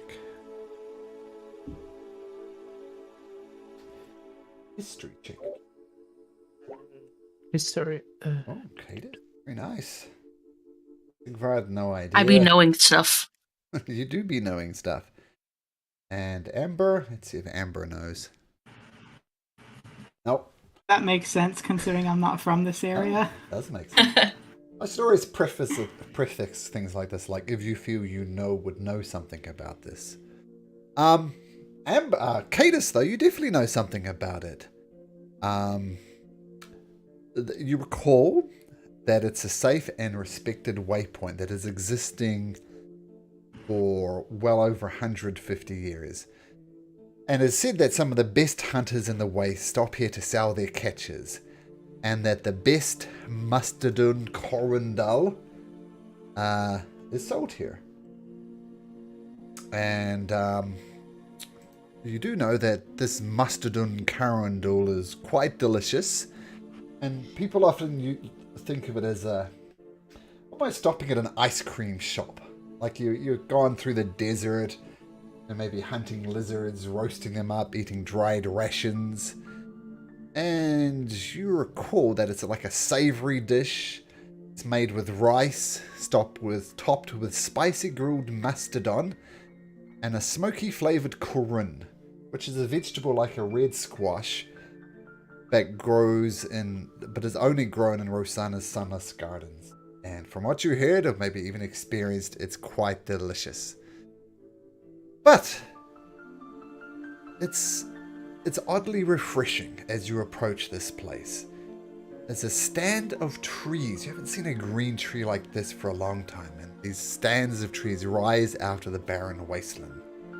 The leaves of dozens of towering, rustling oaks rustle in the breeze, and the scent of a bonfire wafts from a trail of smoke rising from somewhere ahead. The path through the trees is deeply rutted by the work of countless wagon wheels. A wooden sign at the end of the path bears a decorated shepherd's crook that is the holy symbol of Melora, the Wild Mother, and the words read in common, Emerald Caravan. I have a map for this. Gone there. This is what you see. This is the Emerald Caravan stop. Actually, we don't see anything at the moment. That. Okay. The token. Oh. Here we go. Okay, so you see over to the south here what is very obviously a horizon-back turtle. There's a bunch of goblins scampering all across it. See a bonfire here. You see various people resting around the campfire. What would you like to do? Well, this seems like a lovely place to definitely take a break. It's definitely relaxing and peaceful here.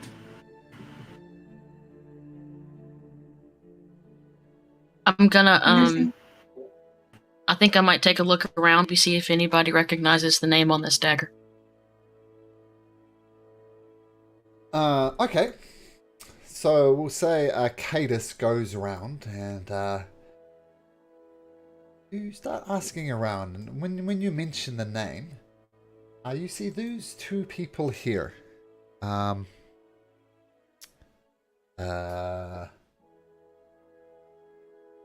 they say, "Oh, Waste Walker." You say, "Yeah, we're Waste Walkers." Why do you ask, miss? We found where a group of people had been attacked, and we found something in their belongings that maybe mentioned that those bodies would have been waste walkers. Are you missing anyone? Well, firstly, my name is Tyvek, Tyvek Wastewater. This is my sister, Mulgra, and I'm Tyvek Wastewater and Mulgra Wastewalker. And we're in a battle with a demonic creature. You barely escaped with our lives. We wouldn't have escaped for our lives but for our father urging us just to run. His name was Kirk Kelly. Was the last thing he said to us. Run! Run! And for your life, and run we did. You said you had a dagger? Yeah. I will hand them the dagger handle first. And you see them, he reaches out and gently grabs the dagger from you. You see tears start kind of pooling in the corner of his eyes, and he kind of does the macho thing and tries to wipe them away, while the tears of his sister are a lot more free-flowing. Tyvek says, I do not know how to but this is my father's dagger. I know it's some decent gold for this, but if you'd be so kind, would like this as a keepsake of our father. Of course, you can keep it. It was yours anyway. Thank you, miss. Very kind of you. Never let it be said that a kind deed goes unpunished. I have not much use for this. I'm going back to Asarius. Come morning, and I will return to my mother. Father run a bake shop. I think my days on the road are over. Will help my mother at her bakery. But here, not sure if you personally would have use to it, but take this battle axe. This served me well. You that battle axe. Okay. I certainly appreciate it. You did not have to give anything. Just glad to have returned the dagger to its rightful owners, and kind of bow and walk away. Yeah, he gives you a curt nod. He kind of looks at the dagger for a little bit, shows this to his sister, then he kind of puts it in a scabbard at his side.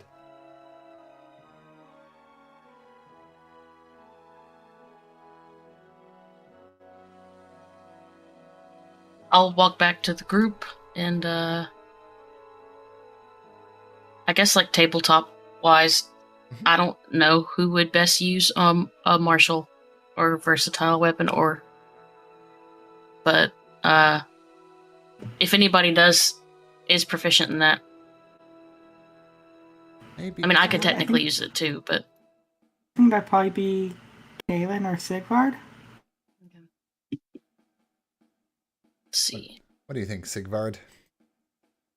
She can use it. I have my longsword I'm happy with. Yeah, and I guess Kalen has his special spear, so. Well then, I will hang on to it for now.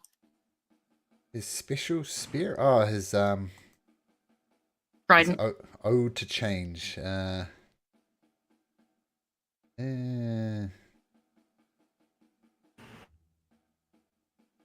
Okay, so, yep. Actually, why don't I just put a quick thing in chat?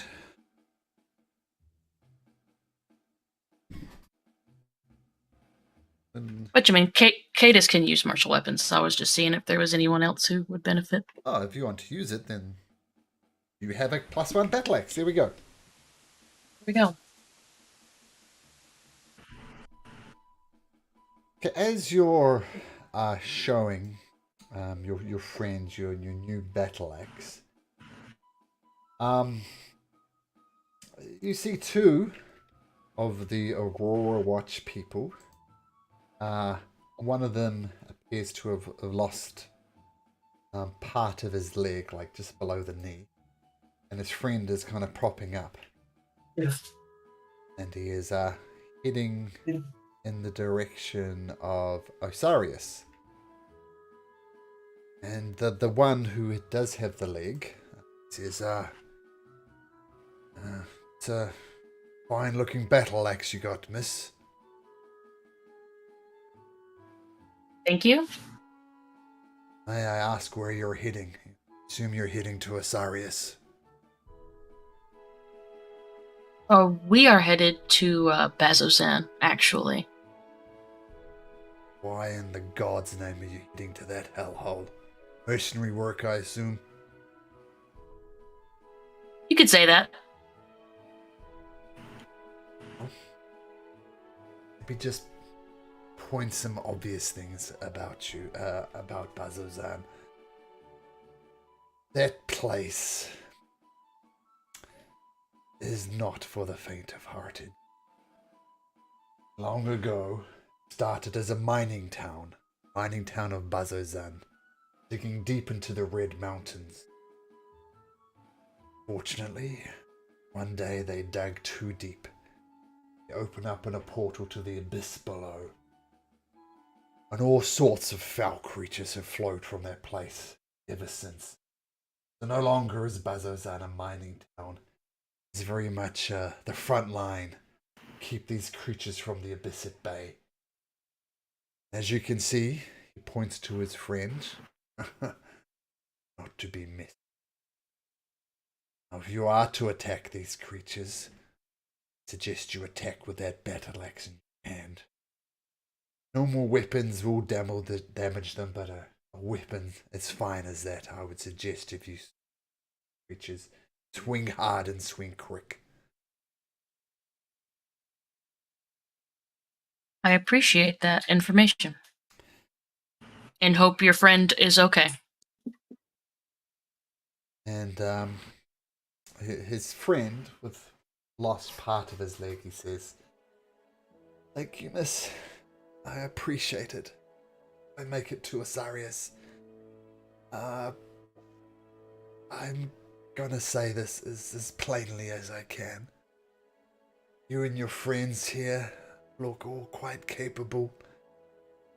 But if you go to Bazozan, you will die. If not, you'll end up gravely injured like myself. I beg of you, do not go."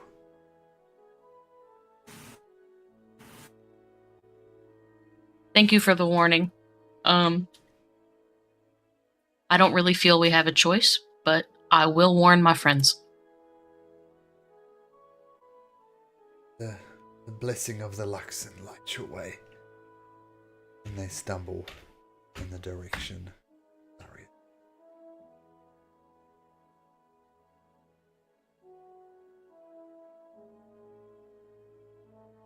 Okay. I know everybody's like all over the place, but I will go around and share this warning with everyone and suggest that if they do not want to continue the journey, that I can bring the amulet myself, but I would appreciate the company.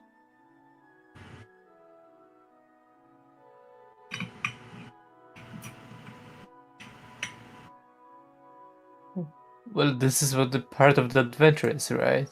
To kill the demons and stuff. I mean, it's probably nothing that people are probably all scared. I bet the things we're gonna fight gonna be easy to kill. Yeah, probably for you. It's super easy for you. Obviously. I mean, look at them. I mean, they're not as fine as Dwendalian searches, but it's gonna be easier when we go there. I know you had mentioned you would have really loved to have a tent. Do you want to have a look around, see if there's a merchant around? Yes, I actually wanted to look around to see for any merchant. I'm hoping maybe A there would merchant, be. you says? I've got all manner of goods, my friend. and one of these bugbears who seems to be the owner of the carts. What are you looking for, friend? What is it? What did you need? What is it you want? How can I help you? What are you looking for? First of all, I would like to purchase maybe something like a tent against, lovely weather we have outside. I mean, it's quite Yes. sandy. Tents for sale. I have 3 tents for sale. Yours for just 3 gold pieces each. Oh, I will happily grab one. Is it this one you said? Yeah. I will happily grab one. You give me So 3 do gold you pieces, and it's all yours. I have 59, I will give him 3. Fine. And he hands you over a 2-person tent. Ooh, thank you. It's quite spacious one. Also, do you have any extracts of animals, fats, Wait, what? etc.? The closest I could give you is dried rations. That's animals. Yes, dried rations for sure. No, I was thinking more about medical produce, but that's fine. Oh, medical purchases. Medical purchases I can help with you. I have some herbs. healing kits. I have 4 healing kits. And just this morning I got in some potions of healing as well. 4 of them, in fact. How much would be one potion of healing? 75 gold pieces. 75. Yes.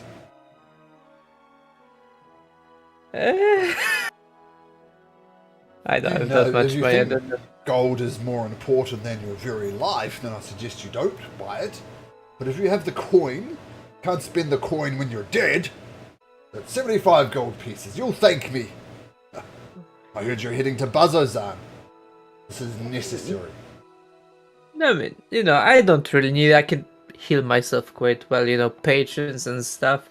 But now, just out of the game, let's say, just like materials for skincare that I would like to take. They're usually like medical stuff, I would say, back in those Looking for times. shampoo.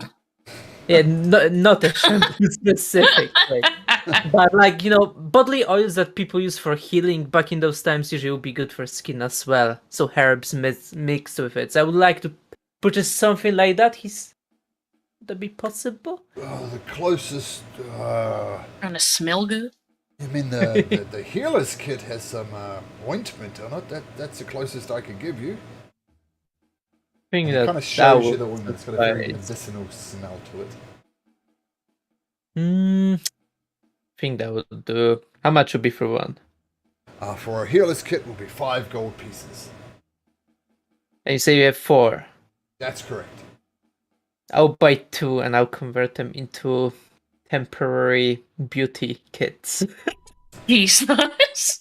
Okay. I am fully changing them into that. They're not gonna be used for healing at all. They can be used. I'm gonna grind it. It's gonna be like 10 uses, let's say. That's so funny. Skincare is, I guess, a type of healing, right? You're healing the abrasions and the imperfections on it, so I'll allow it. Sort of. But Thank you. I'm going Thank to say you. that if you do that, these healer kits are no longer healing kits; they are beauty kits. Yeah, that's why I said, yeah, I entirely convert 2 healer kits into 1 beauty kit. So it'd be 2 in 1 also ratio to make it. I needed lots of skincare when you think about it. And the bugbear says, "Oh, actually, though, you could heal wounds." Okay, No, well, it's yours. thank you so much. It's yours. I'll give him. I'm giving him 10 gold for 2 kids, and I'm walking away with that very happily. I'm gonna grind it into 1 beauty kit. And what about you ladies?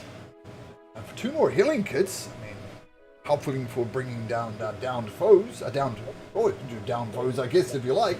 But allies would be a lot better. Just 5 gold pieces. What if I give you 45 for that potion of healing? That was the original price I quoted was 75, miss. Oh no, I heard you. I'm offering something different. I like the persuasion check.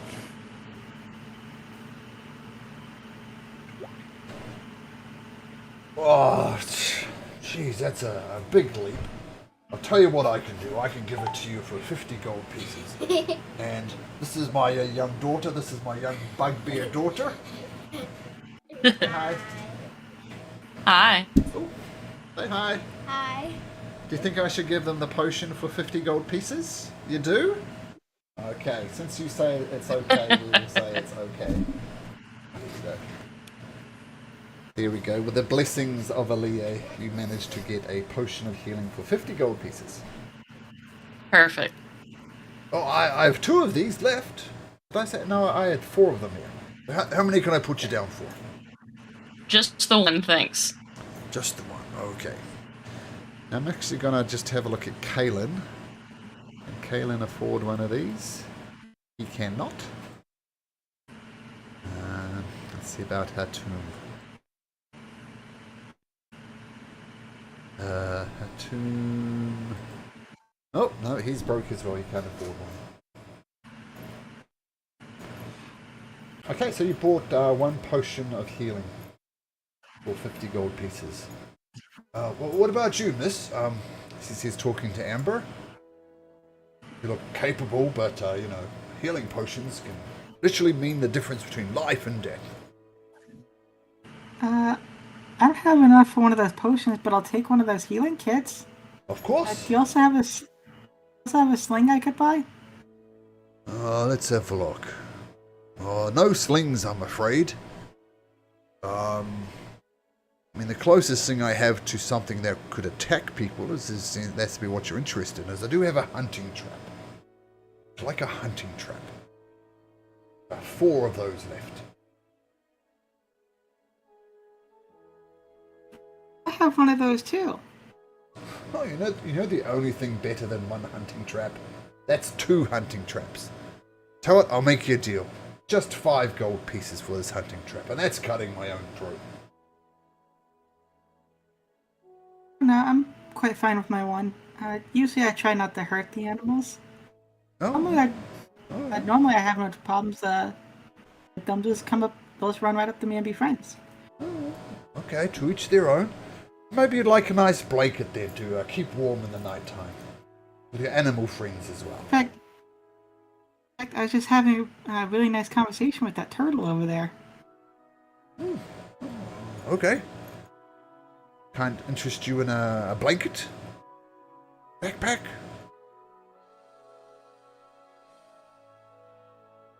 I think another blanket might be nice. Sure. It did get really cold the other night, and we might not always be able to find a good rock. Well, I have a total of 11 of those. As many as you like, just 5 silver pieces each.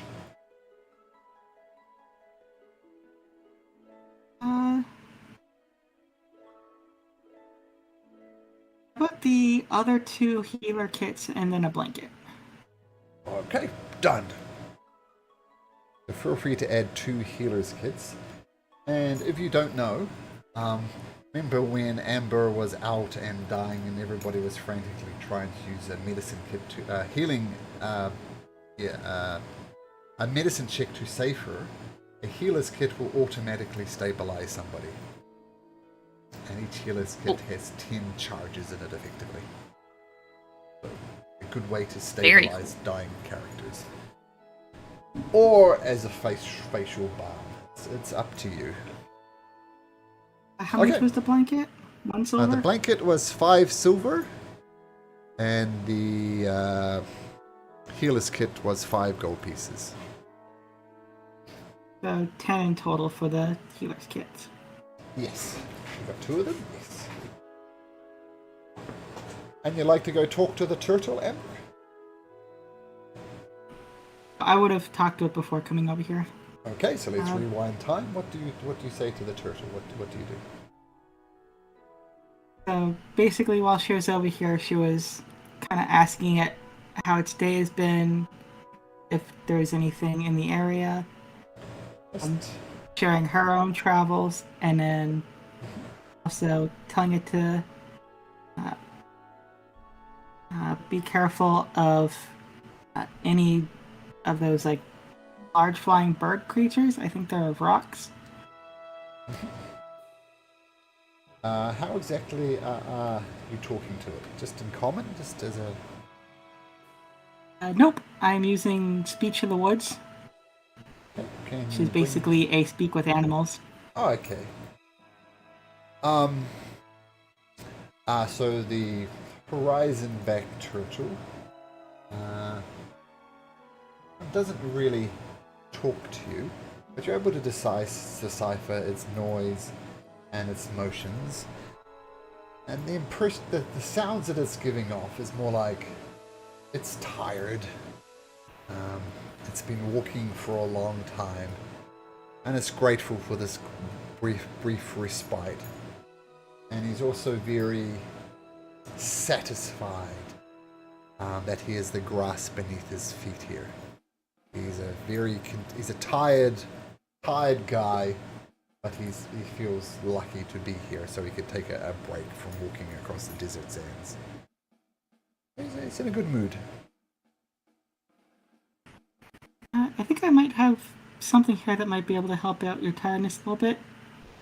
Don't mind the fact that it's a little small. It'll still fill you up just as nicely. And she'll conjure up 10 good berries in her hand, and she'll offer one up to the turtle. Okay, as these berries pop into your hand, the horizon-back turtle opens up its massive maw, and you see this massive tongue lolling around inside. You pop one in? Yep. Okay, so it seems ridiculous to anybody looking from the outside that you'd probably out in the wild, these horizon-back turtles would eat bushels of berries and not even think twice about it. But it takes it in and starts making some very contented grunting noises. It's the berry was delicious. And it opens up its mouth again with its tongue lolling around, obviously expecting another good berry.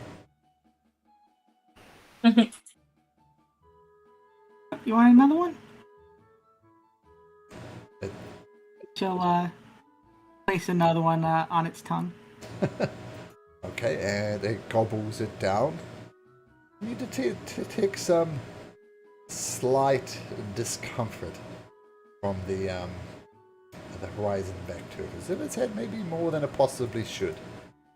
You hear a slow thundering sound, and as a reflex you look up into the sky, but the sky is completely clear.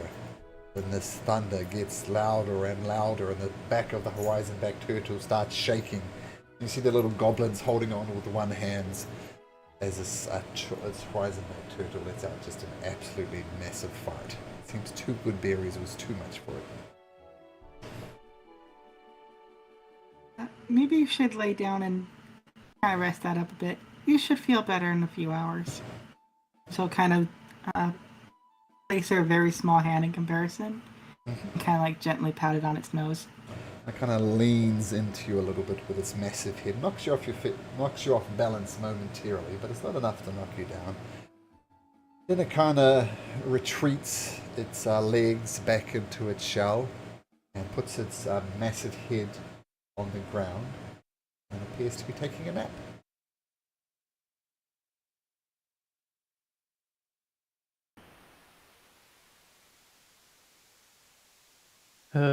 So I have a question then. What is this thing? Oh, hi.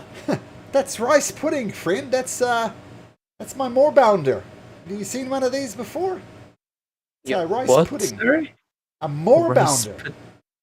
Moorbounder, what is that? Well, first of all, let me show you a picture from roll 20. You can see exactly what they're talking about. But this is a moorbounder. And this is my friend. His name is Rice Pudding. I travel with him across the plains. I mean, the good thing about Rice Pudding is he's fast. Super fast. Faster than even a horse. How about this? Oh, make an animal handling check, Cadus.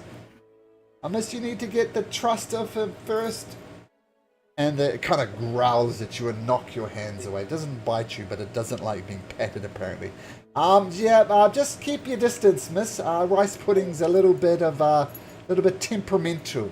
But to finish answering your question, he's a big softy, really, once he gets to know him.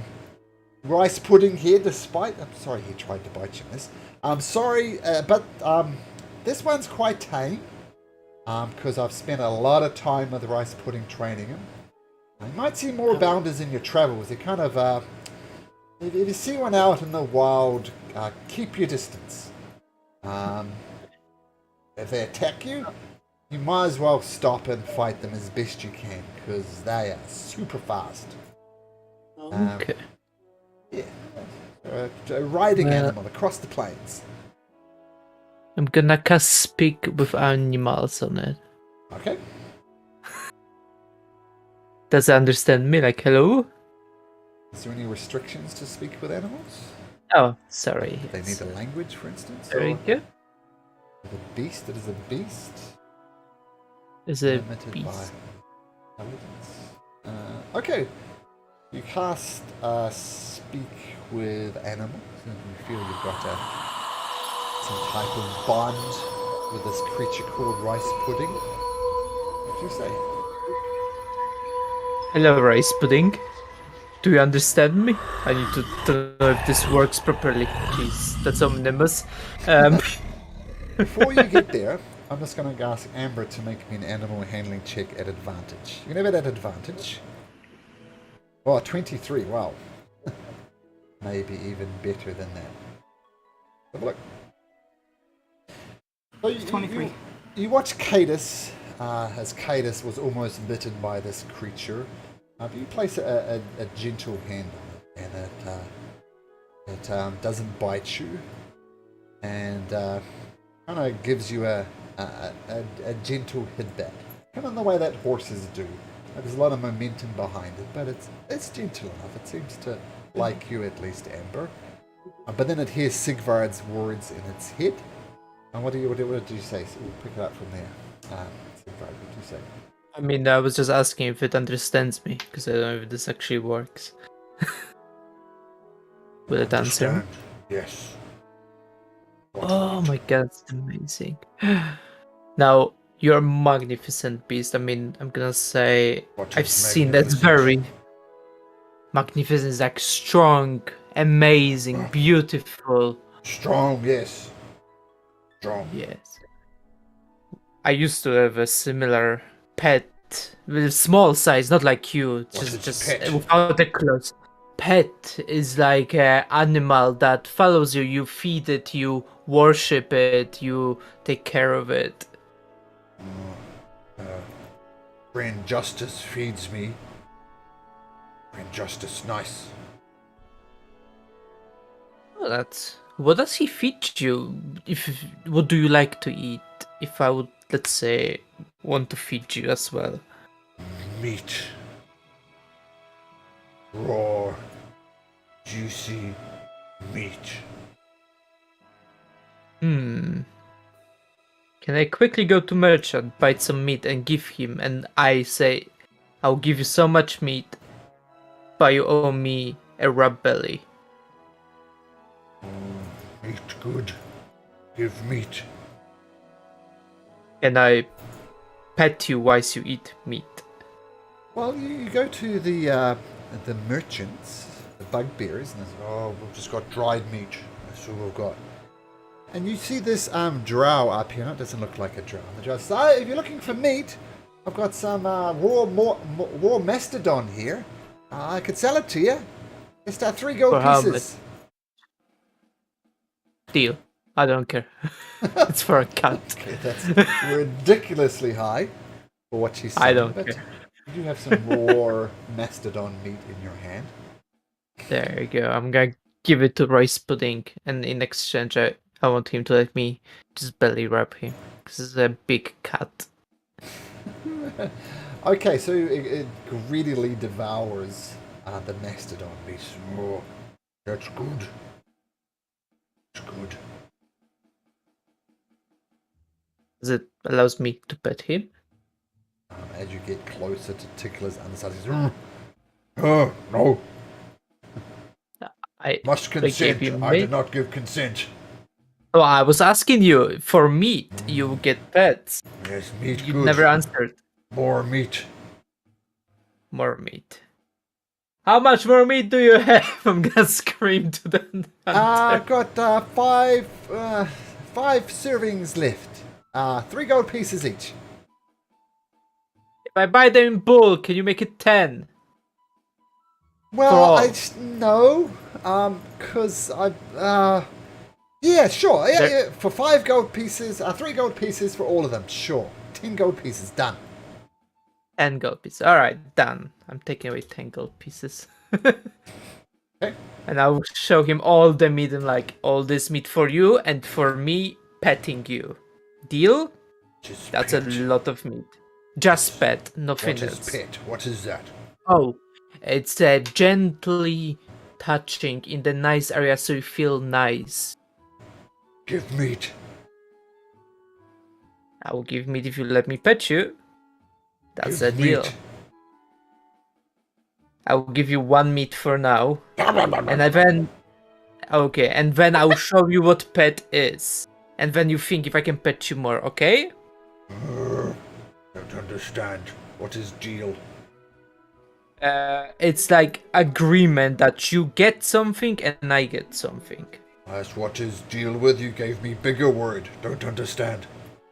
Okay, I'll give you more meat Okay. and you let me pet. Yes. Okay, cool. Give meat. And I'm giving him meat and I'm petting him at the same time.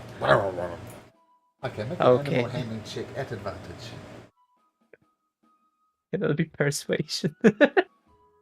Okay, animal handling. handling. Well, shit. 7. And it gobbles up the meat. And as its excitement, it thinks you're reaching out to give it some more meat. And mistakes your hand for a hunk of mastodon. It's going to try and just bite you. And that does hit you. And he almost takes a finger off and does 5 points of damage with a bite attack. It's okay. That's fine. Okay, I'll walk away. I tried. All of that. It's okay, it was worth it. It's a cat. He deserves it. And the more bounder does almost a cat-like thing, gets around, twirls in a circle, and settles down for a nap. And it turns to Amber. It's with big eyes looking at you, Amber. What do you do?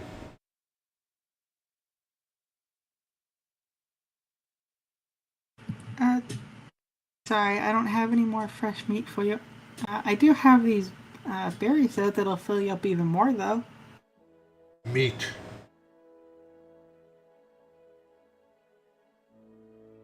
It kind of sniffs the berry in your hand, Amber, and it turns its snout away. Plainly, it likes meat. Plainly, this is not meat. I don't know if this would work or not. Could I take some of like the dried meat that's from like the rations? And what I want to do is I was going to take some of the dried meat and then one of the good berries and then basically kind of like squeeze the good berry over the meat so to kind of get like the berry juice on it. Sure. So you can do that mechanically, and you're going to try and feed it this creature with it? And then feed it the kind of good berry infused piece of meat.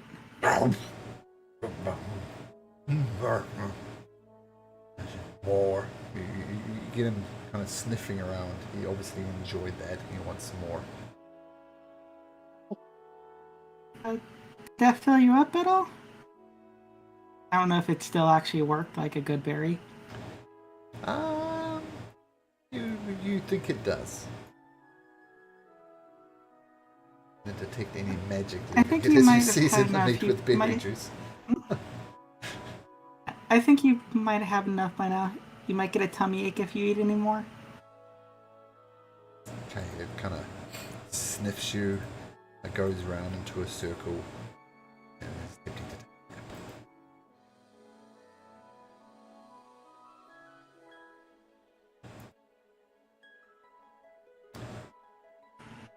Okay, so as you what's Cadus doing in the meantime? I'm enjoying this bonfire. Just kind of sitting here with Genghis, relaxing. The drow, the next of you, the one who would sell the mastodon stew.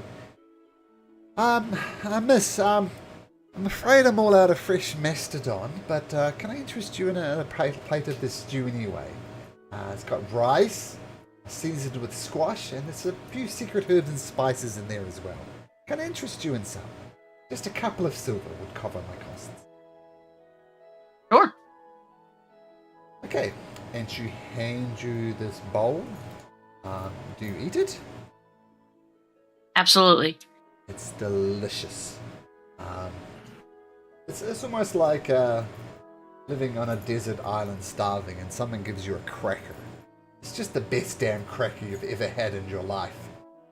So you're not sure if it's as delicious as that because you've had basically bland, dry rations since you've been on the road.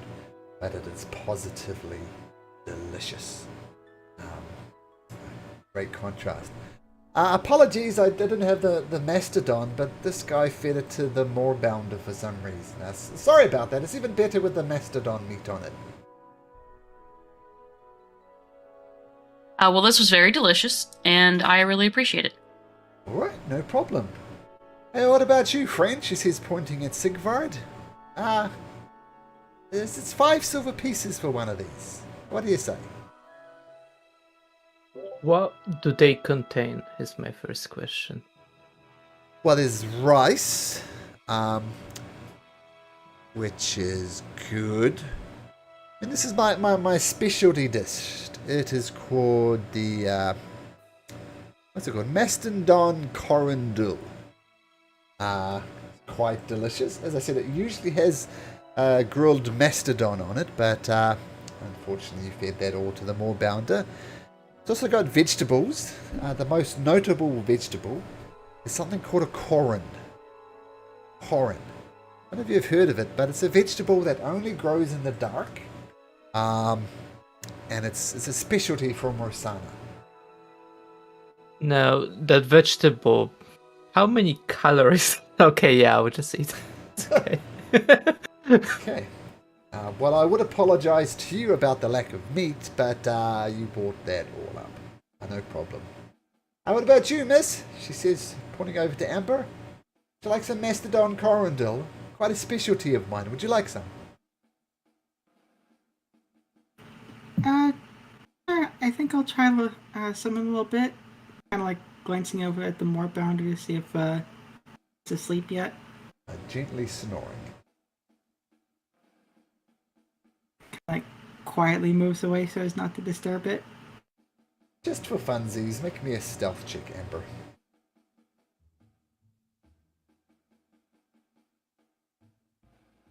Watch me fumble this and accidentally wake it up. 17. No problem. You move away. Do not wake up the mastodon. Here you go, miss. Just 5 silver pieces. Best corundel this side of Asarius. Ooh, that is the perfect number of silver pieces I just got back. Okay, so you all eat the mastodon corundel. Can you all roll me a d10, please? Everybody who had the corundel, D10? roll me a d10.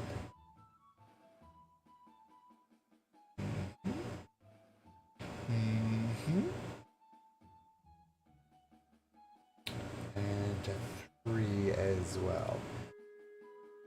So the contrast to the dried rations is good. You're not sure if it's the company, the pleasantness of this rest stop compared to the harshness outside, but you guys feel good.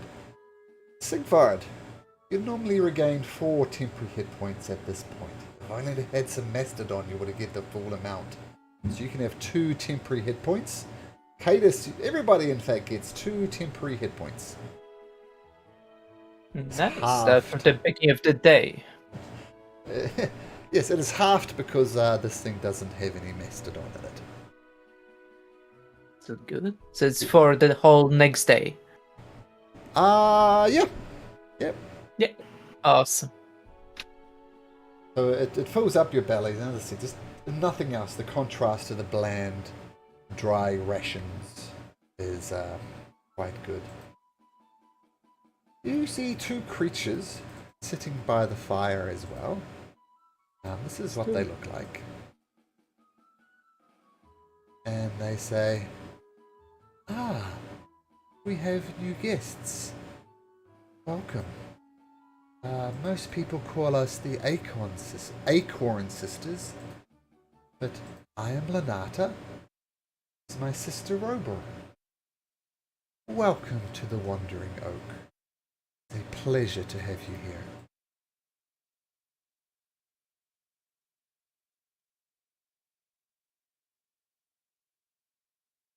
It is traditional for someone to greet them, to introduce yourself. So who are these new friends we have at the Wandering Oak? Who are they talking to specifically? They're addressing all the new people around the campsite. Sigvard, Cadus, and Amber. And their eyes are kind of moving between all three of you, expecting you to introduce themselves. Oh, in that case, kind of looking up from her bowl, kind of swallowing the mouthful of food that she had. Oh, my name's Amber. We're on the road to Badgetsan, and we're just kind of taking a rest here. Well, you are most welcome here, Amber. You've entered the grove of the Wandering Oak. That's not quite accurate. Let me rephrase it. You are welcome here at the Wandering Oak. An absolute pleasure to have you here. You seem to have quite an affinity for animals, it seems.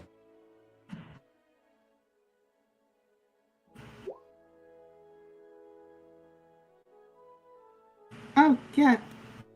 It's always been a trait since I was really little that animals are naturally really friendly to me.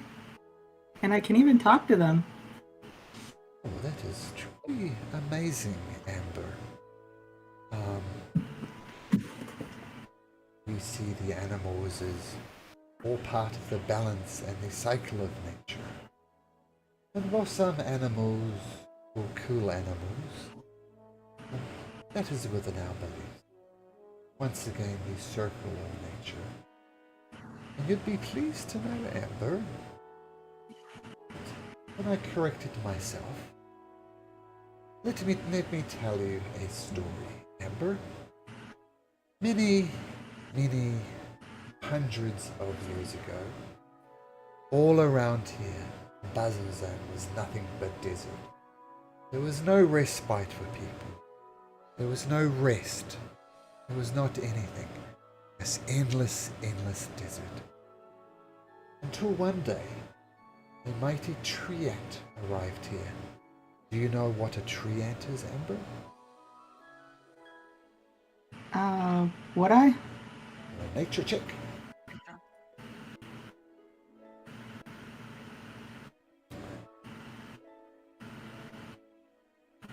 Oh, yes, you do, absolutely.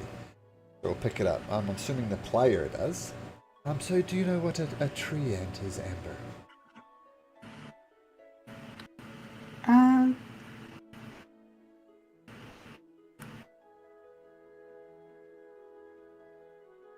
I'm trying to...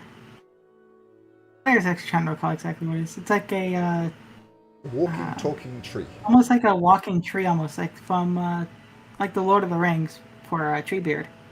Yep, Treebeard would be considered a tree ant. So, yep, so do you know what a tree ant is, Amber? Yeah, they're like, almost like giant walking trees, right? Possessed by nature spirits? Walking trees, yes. I would take issue with being possessed by spirits. These are trees, and as I'm sure you know, all trees have their own life force, their own thoughts, their own dreams. You just need to be able to listen. But regardless, the Wandering Oak, as he was known, came here and he saw the people suffering in the desert. And in a great act of sacrifice, the wandering oak placed his roots into the ground.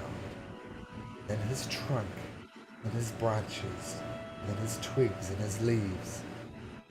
So in a very realistic sense, you're not just sitting in an oasis in the desert.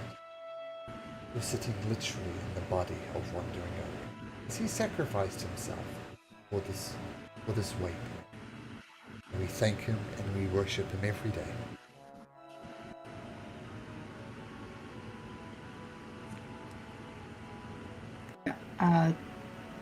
A bit surprised from this, like she kind of gets up to her feet and kind of like gently pats the ground under her. Oh, sorry, sorry, Mr. Wandering Oak. Are you sure we can have this fire here inside of him? Well, you Gesturing to the bonfire. well, firstly, you don't need to apologize for walking on Wandering Oak. It's again part of the natural cycle. Yes, we do have this bonfire here, and this is yet another gift that Wandering Oak gives us. Every so often, a tree falls from one of these oaks here. And as long as it's not cut down with axe and saws and other bits and pieces, a Wandering Oak is more than happy to burn it for us. But it must first fall from the oak tree. Dyslexia. You are very observant, eh?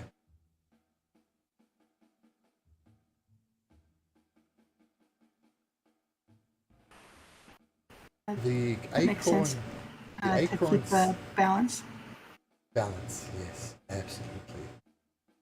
And their focus switches from you, Amber, and it's kind of both the acorn sisters almost taking turns in their sentences. And their focus is turned to Sigvard. And another visitor. What is your name, friend? Oh, well, my name is Sigvard Alberington Saint Bird. Pleasure to meet you. It's a pleasure to meet you too. And what brings you here? And they perfectly repeat your name. Which Malcolm doesn't. Oh, Well, actually, sorry, I apologize. What brings you here, Sigvard Aburik Konstantin von Nitsch III? What brings you here? well, we're on the adventure, obviously. We're journey towards the carry devils and things from the mines. Quite interesting and exciting, actually. Although I'm disappointed lack of wine on the way. You drink wine? Oh, I love wine. It's amazing. I will always happily drink some wine. Well, wine is one of nature's gifts. As long as the grapes are harvested in a respectful way, we have no problem with wine. Oh, of course. The better harvested grapes, the better quality after all. Of course. And by the mine, I assume you mean Bazozan? Yeah, that place. From my understanding, was used to be a mine. Used to be a mine, now it's very much the forefront in keeping the demons at bay. And I can't help but ask, why are you going to Bazozan? Are you there to seek the fool's treasure of gold?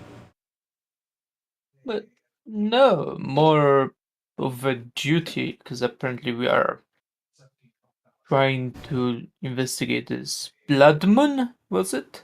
I forgot, sorry. Because I wasn't last session, so I kind of keep forgetting. The real The reason per- you're going to Bazozan is because Urshru, who was the goblin back in Jigao, Cadus shared with him the necklace he had. And this is where Oh. Cadus learned it was a vestige of divergence. And you know that if there's a place that's most closest to the Calamity that's walkable distance away, it's Bazozan. There's very close ties with the Calamity. And there's a temple, in fact, there as well, which I don't know if you learned. But Lanata will say, Well, if you're going to the Bazazan, I suggest you stay away from the Betrayer's Rise, as it's known. That place contains what was once an ancient evil temple, but now it seems very much at the forefront of this demonic evasions from the pits of the abyss itself. Tell me, Sigvard, this quest that you were going on, this mission, I can appreciate you haven't told me exactly. There are secrets you shouldn't reveal to anybody. But tell me, is this quest of yours worth going to the literal abyss? And that might be where your path takes you, into the abyss. Is that somewhere you wish to go? Well, I mean, this is my first adventure. I'm not very good at it yet, but I've read lots of books, people going far and beyond, so I'll say bring it. We'll see what it is. Probably just a couple of devils, nothing major. I'm not really terrified of them, to be honest with you. So we're just gonna see. I'm excited. I mean, I've read so many books before, so I want to experience myself. Sigvard? Yes. Sigvard Alberic Constantine van Nietzsche III. I fear, my friend, you are perhaps a little too book smart. You speak with bravery, and you will not be going to the hells regardless. And this is why I think your bookmarks or not. The devils come from hell. The demons come from the abyss. At least with the devil there might be some reasoning for it. The demons are chaotic, they're impulsive. Rip that handsome face off you without a second thought. Well, I know I'm handsome, thank you very much. And, well, devil, demon, potato, it's almost the same thing. You just slay them, clearly. I mean, that's the easiest way to deal with them. I am aware they might be hard to deal with. They might be probably a bit challenging. First challenge on this adventure. I mean, everything has been easy so far, from what I remember. I think I'm not as scared as many people would think. I think I'm ready. My goddess will protect me. You're a damn fool then.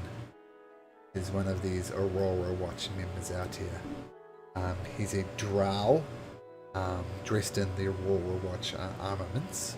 If you don't know, Aurora Watch is kind of the military arm of the Jorhasian Empire. You're a damn fool if you go in there without being afraid. Just the other day, me and my friends might have met one of them. So we were talking to the guy with partial one leg. Let me say, he got out easy. Just the other day, from this Betrayer's Rise, as Lenata explained, there was a creature of such foul evilness. It was truly horrible. It was this large, huge, blubbering mountain of flesh. Worse yet, it had 5, 6, 7, 10 eyes and multiple mouths. And just being near this abomination was maddening. And of these evil sounds that resonated in people's brains. I saw some people, men I fought with, drop their spears and run. I've seen people stare blankly into the eyes, the creature's eyes, not moving. Worse yet, I've seen friend attack friend. If you are so callous to think you can take down such a creature without even a second thought, then you're a fool. As you watch this, obviously battle-hardened drow, she's got scars on her, she's beat up. You can tell her nose has been splayed across her feet, so she knows she's a hardened warrior. But as she's telling the story, she's starting to shake, and the sweat starts dripping down with her brow, and she kind of wipes it off as she tells the story. She gives a very accurate description. Draws you a picture. That's cool. Well, for the fact that you lost so many people, I feel sorry for you, and I'll forgive you that you just interrupted the conversation between somebody and eavesdropping like that, which is a bit rude, but that's understandable. I understand there Literally around a being. campfire, friend. Did you hear anybody else button? Oh, no, that's silent. When they talk with Ember, that's silent. It's okay. Not, I know the cars in your brain can also affect your mannerism, which is understandable. Honestly, I'm not even mad. I feel. What's the word? Compassion towards you. I understand losing men is hard. I lost a lot of men back in my times. I fully understand how that might feel. But don't worry, we're gonna avenge that creature for you. You can trust me. I pray to the gods you do that, friend. Well, I would suggest less arrogance and a little more humility. Arrogance will get you killed in Bazozan. That looks a lot worse than the flying bat things that we saw before. Yeah, the art is great, isn't it? It's amazing. I love it. If this thing is anything like the giant flying thing that we found earlier, are we sure we're able to do this? Because that flying creature nearly killed a lot of us. Someone is speaking wisdom. Listen to your friend. Turn around now. Go to Rasana, go to Asarius. There's no place for the weak-minded. If you're having doubts, listen to the doubts. Turn now and head back. We're much just fine. We're no cowards. We're not gonna just run away. Don't worry about that. I will continue eating on my blunt food.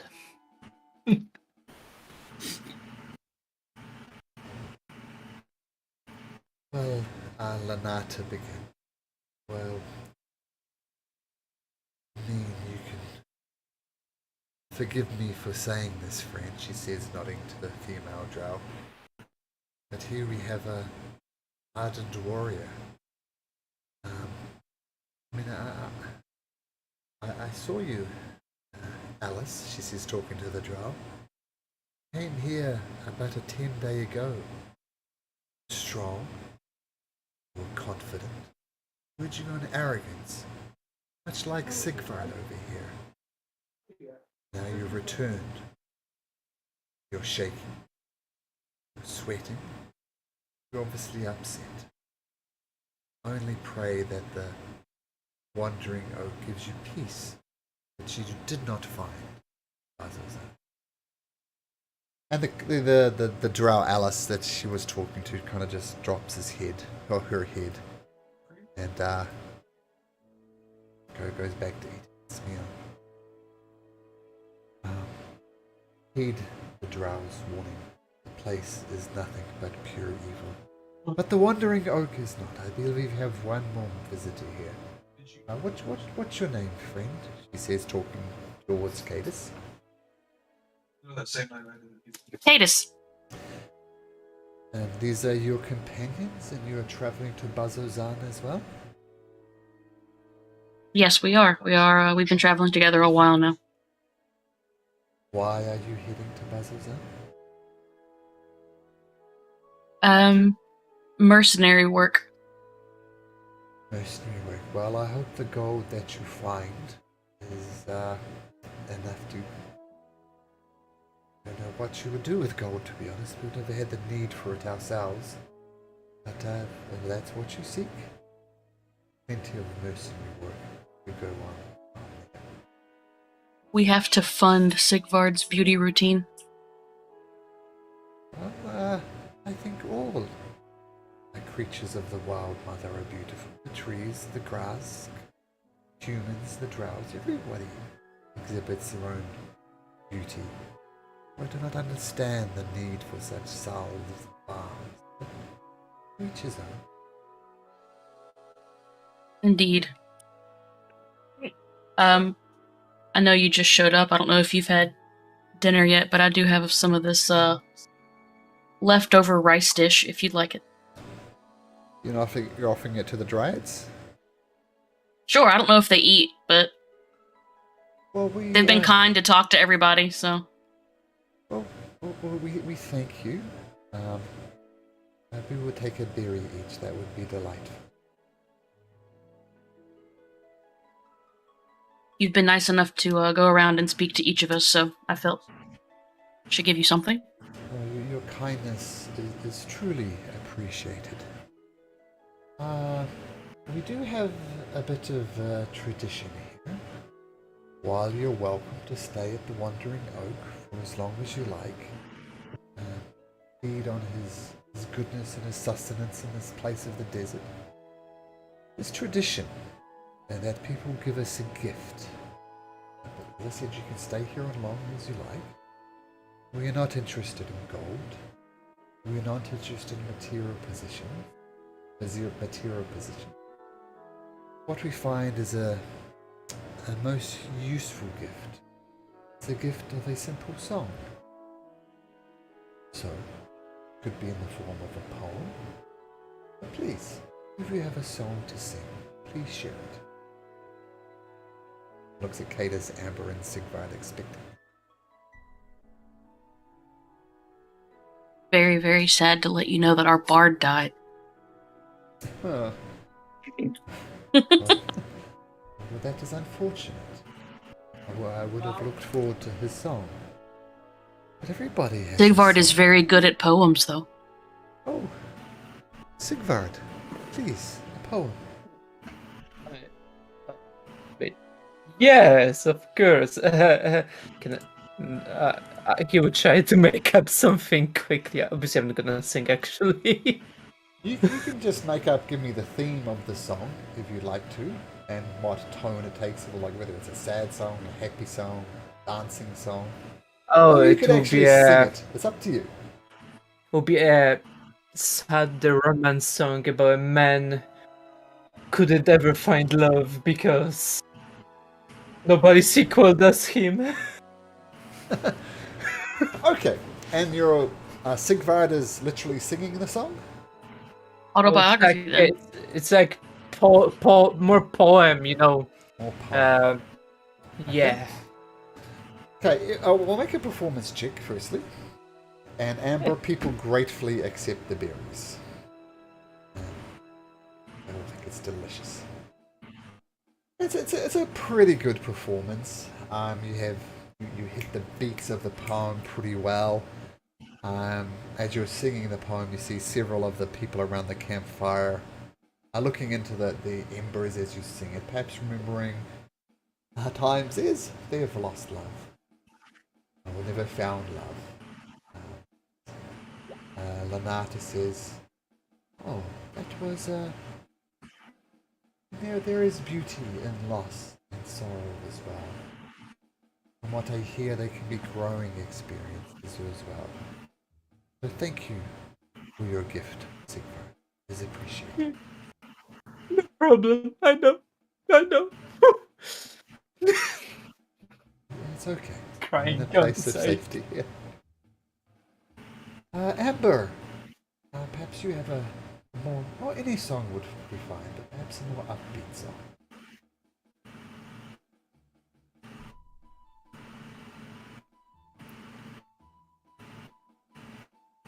Oh, sorry. Well, I can't really sing much, but I can play some relaxing tunes on a leaf or whistle flute.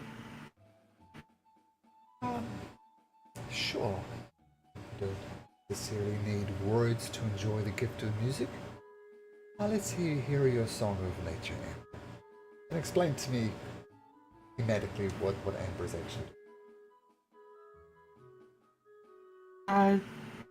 So first of all, she's probably gonna grab probably a fresh green leaf that's probably blowing through the wind, Uh-huh.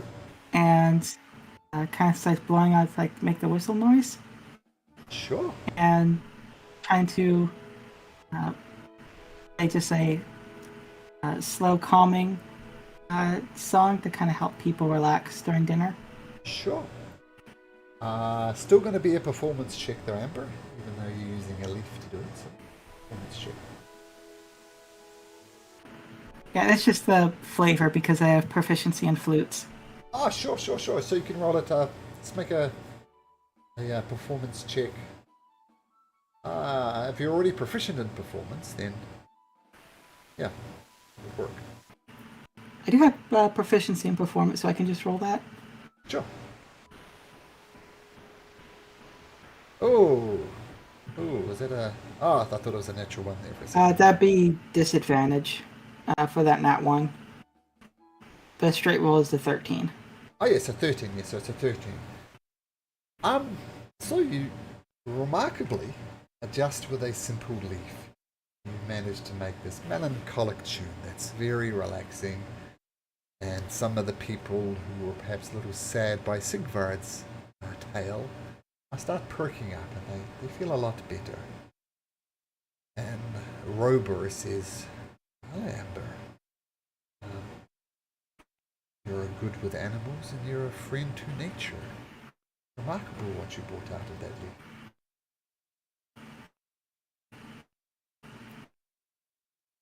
I kind of play this tune sometimes for some of the owls and rabbits in the mountains to help them fall asleep at night. Oh, it's a beautiful tune. As I said to everyone before when we were talking about trees, this is what I'm saying. Every tree has a name.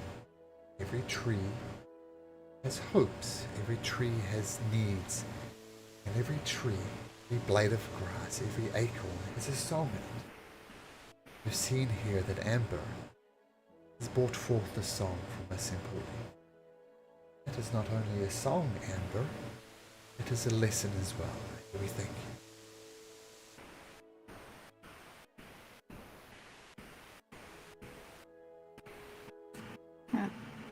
Thank you very much for the lesson. You're most welcome. And Rober carries on. I can't help but notice, Caden, when we asked you for... I went off to have... Yep. I went off to have a walk a little bit ago, and I did manage to find this acorn that I was hoping to offer as a gift to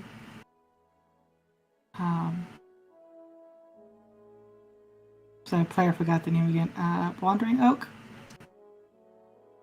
I think it was Wandering Oak, right?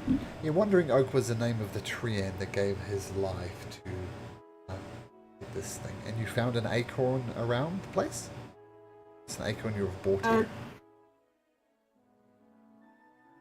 Because I'm assuming there's trees right in the area, right? Yep. So she was gonna try to find like a acorn or something on the ground. Oh, I see.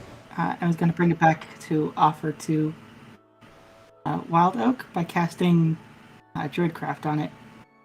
Okay. I'm going to say that an oak is... an acorn, rather, is fairly easy to find. And how do you Druidcraft the acorn, Amber? She'd find a good area in this grove, preferably like maybe towards the middle area, or either over here or over here, and just kind of kneel on the grass, kind of beside the acorn, putting it in front of her, and casting the Druidcraft spell, and speaking quietly more to Wandering Oak himself, and speaking to him. I hope this little one here can grow to be a good, strong friend to keep you company. Nice. What mechanically does Druidcraft do? I can cast the spell here. Sure. So, You instantly make a flower blossom, a seed pod open, or a leaf bud bloom. Okay, nice. We plant this. I mean, you wandering around the forest, it wasn't hard to find acorns. And you know that oak trees kind of take the position like, I'm going to drop thousands of acorns. And if one of them grows into a mighty oak, that would be a success. But you take this solitary acorn, you dig a little hole in wandering oak. You place the acorn in there, and then you cast your droidcraft. And you watch the acorn kind of splits open, and little tendrils coming out. And already now it's digging its root system into the ground. And a little, tiny little stem pops up from the top of the acorn. Close up the dirt around it. You have a very small oak sapling. And Anata says, wow, Amber, you have quite the gift. If you find your way here in 10, 20 years or so, you have our promise that we will take that acorn, attend to it as its needs dictate, and it will grow into a mighty oak tree. Thank you, Amber.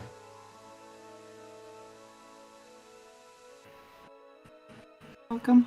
Hopefully it'll be grow to be a good, strong companion and friend. Of course, of course.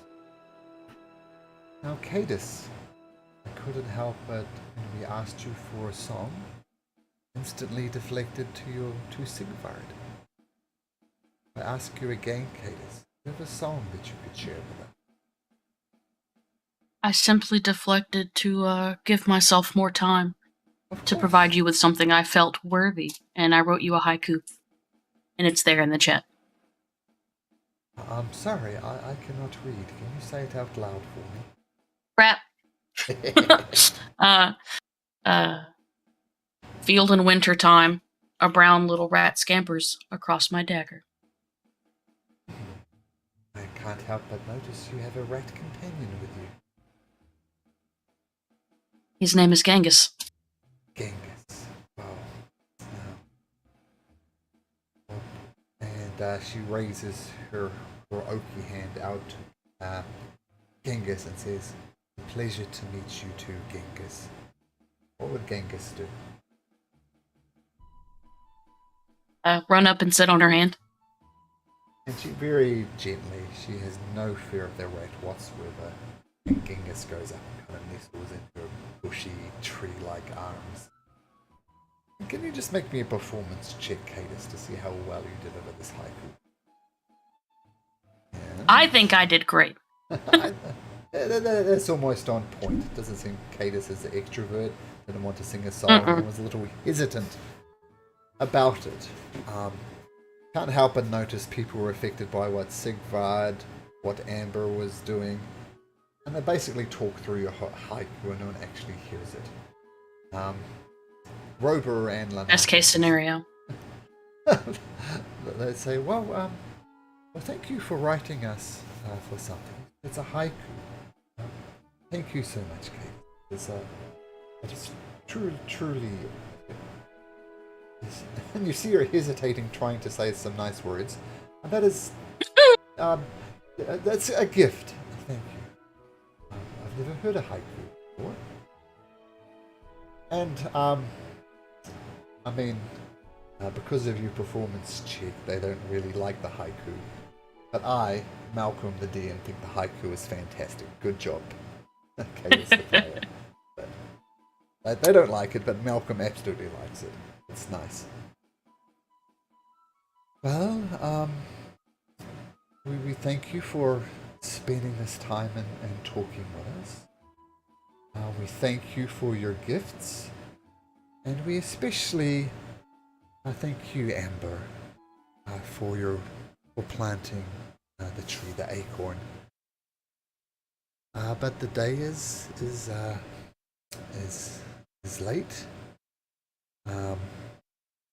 We will retire for the evening. As I said, this is a place of safety.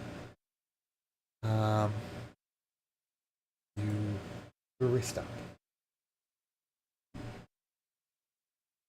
Unless there's anything else people want to do. Rest up for the evening.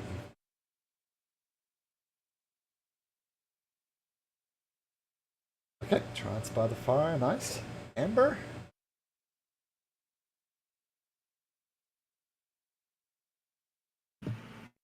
Amber will actually leave the fire circle and kind of join some of the animals outside and set up her blanket and bedroll to sleep with them. Yeah.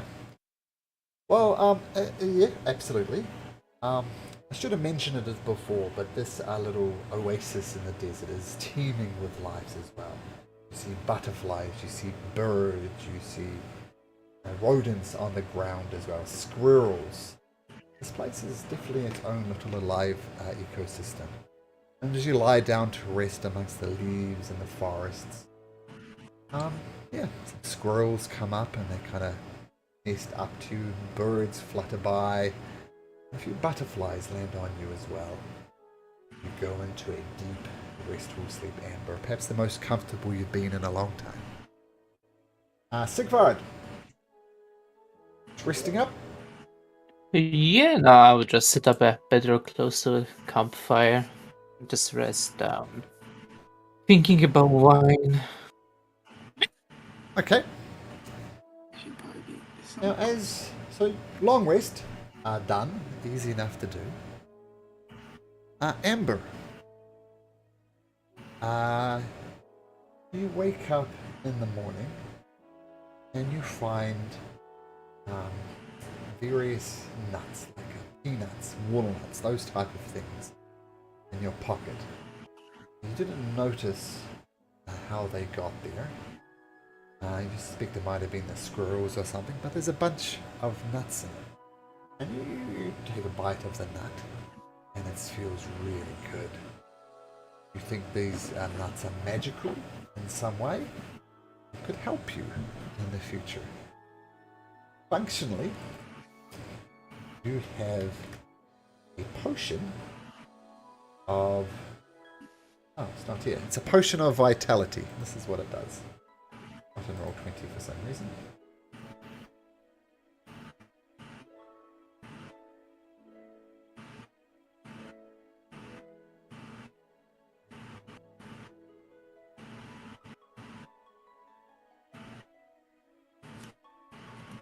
So feel free to add that to your character sheet, Amber. Just think of it as a potion. Okay?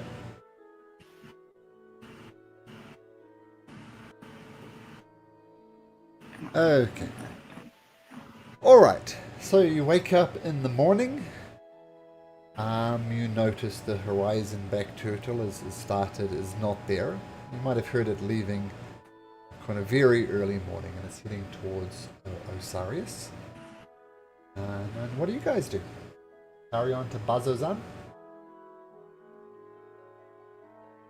Yeah. Okay, so you pack up your items. You start heading to Bazozan. Now, the road from Jigal was kind of depressing. You know, this place was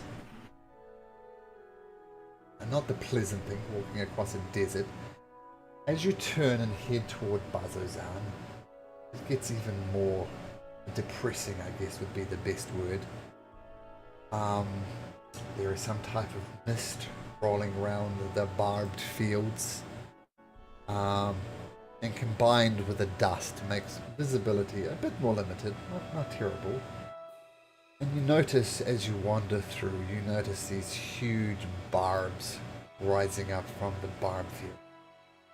Some nearly high as 30 feet in the sky. And it's just off-putting. But you start heading further to Bazozan.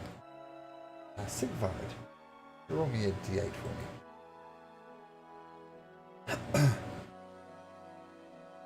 1. Yeah, one.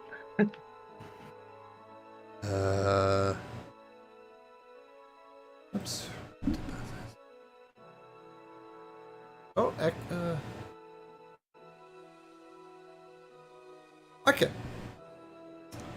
So you carry on down the road. The animals follow you for a little bit, Amber, but eventually there's not enough good berries to fill them all, and they retreat to the safety of the forest. So walking along the road, you see a creature, very obviously dead, and once again, the type of thing that's slowly... Actually, no, it's just a corpse. It's not devolving into a bit of goo. And you see some type of, like a winged predator, almost looks dragon-like.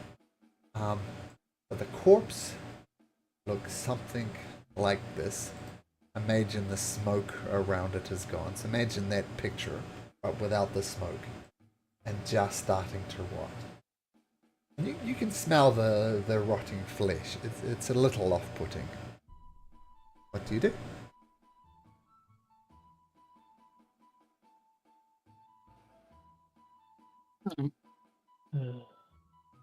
It's just a corpse, right? Nothing much. Uh-huh. Well, I don't know. You have a closer look. Sure. Okay, so Sure. Sigvard, you go up and look at this creature. Poke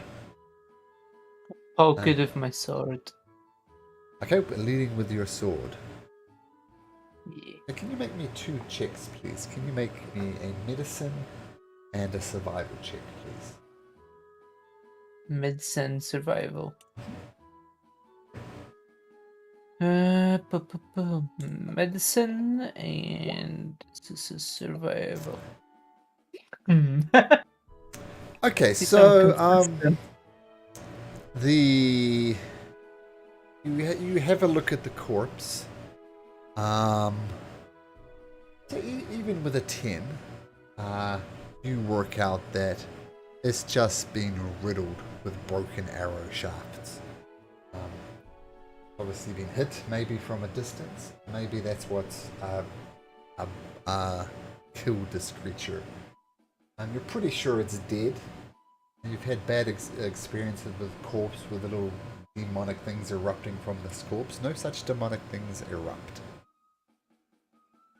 And for your survival, thanks for rolling that. I appreciate it.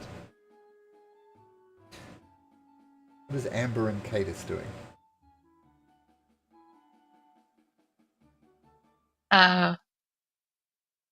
I would also investigate the corpse.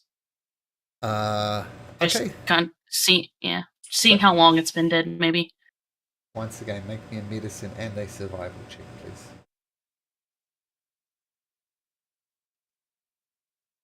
Okay, you do with the medicine. Oh, there we go. Lots of information. So with the medicine 17, it is indeed riddled with broken arrow shafts. You also noticed severe burns on the underside of this Gloomstalker creature. This is something that Sigvard missed. It's suggesting that it was killed by archers and some sort of magic that dealt fire or radiant damage. It wasn't just the arrows that brought it down. And with your survival...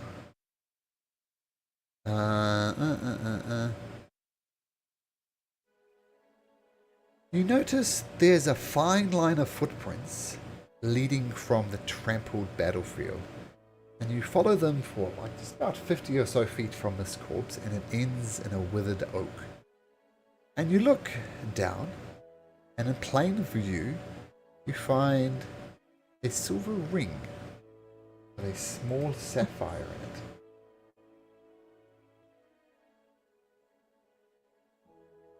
in it. I'll pick it up. Okay. It's a very, very fine ring. You figure. Take this. I don't know. I'll give this to you. You figure to the right person, you can sell this for 250 gold pieces. Do I detect that it gives off any vibes, like it's magical or anything? I think Kalen as detect magic. It's, let me take a look at that, Cadus. Cast detect magic on it. This is from the School of Nothing. Just available, I'm afraid.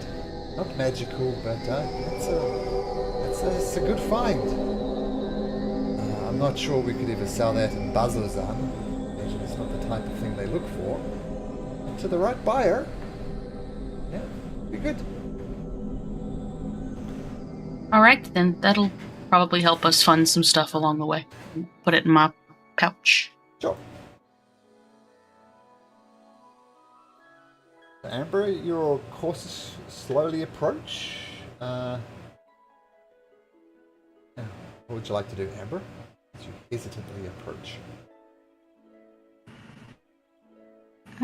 She'd basically just help the others with the rest of their investigation was all.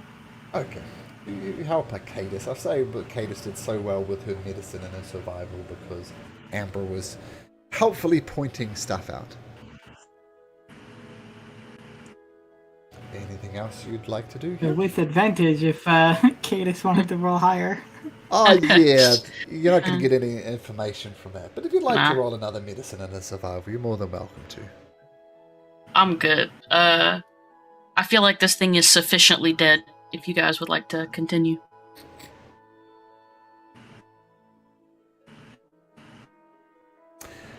Okay. Yeah? Does it look like one of those demon things that we fought? It definitely doesn't look natural. Definitely doesn't look natural.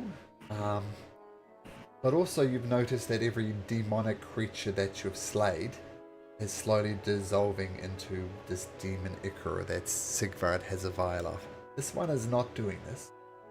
It might be evil, it might be malicious, it might be a creature from the howls of the abyss itself. But whatever it is, not demonic.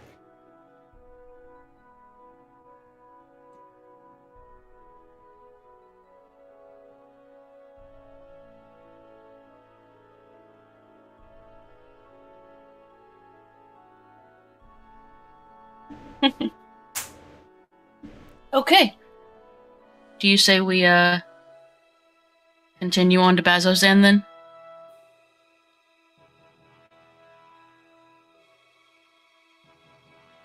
Anyone? Yeah. Let's keep going. Cool. Okay. We get through the rest of the day. Rest of the night, too, goes without incident.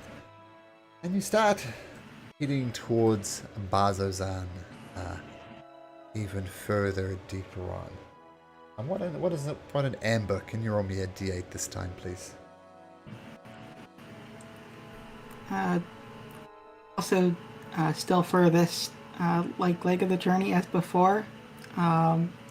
During the evening when we set up our camp, Amber would be basically talking with the local wildlife as well to ask them where the better camping spots are, as well as make maybe any fresh springs or water to basically have the best campsite at night.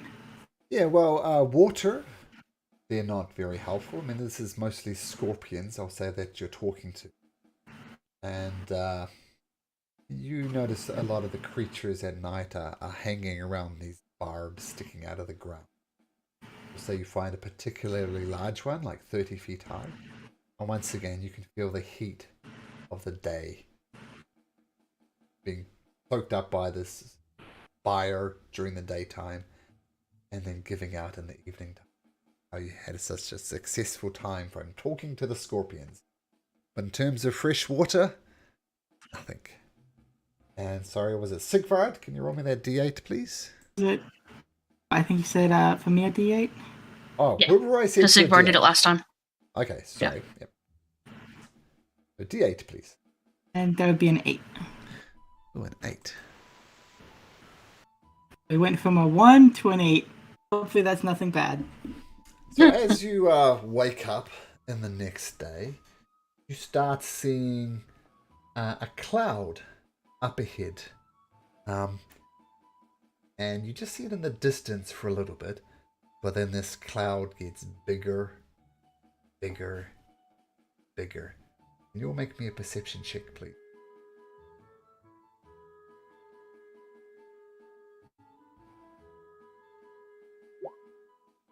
Oh, Cadus, look at you. Amber, Sigvard. Amber and Sigvard, you don't know what it is. But Cadus, you peer through, and I'm just going to whisper to you what you see, Cadus.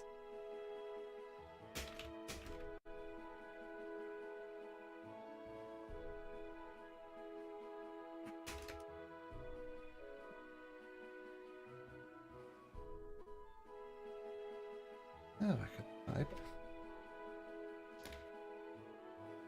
Ah. That's what you see. There. I'll say that out loud. There are about 10 people on horses heading this direction. Let's greet them then, I guess. I mean, they're probably part of the army. Well, Right? we are in the desert. I suppose there is nowhere to hide, so. Well, two things. Yes, there are places to hide. There's all these barbs around here. If you're over in the Emerald Loop, I'd say no. But on the Hallowed Path, there's definitely places you could hide behind barbs. I suggest we try to hide and let them pass, and Cadus will try to do that. Okay, so Cadus, you can duck behind a barb if you like. You can make a stealth check. And I'm going to say Hatum and Kalen, they do the same thing. They duck behind some things. Sigvard, Amber? Fine. I guess we're gonna hide. I'm not best at hiding. Ooh, pretty good. Or am I? Seeing the rest of the group duck and hide, Amber will try to find one to hide behind as well. Sure, same thing. Stealth check. First was a... Okay. Oh dear. So first of all, you get a trombone for that. So, it's not a very good spike. all right. So that I do. So Hatum. And I'm going to say Hatum does it quite well, even though he's not good at it. Sigvard ducks behind a rock from the other side. Kalen also ducks behind these convenient rocks. Cadus does as well. Amber hides between the rocks. And you see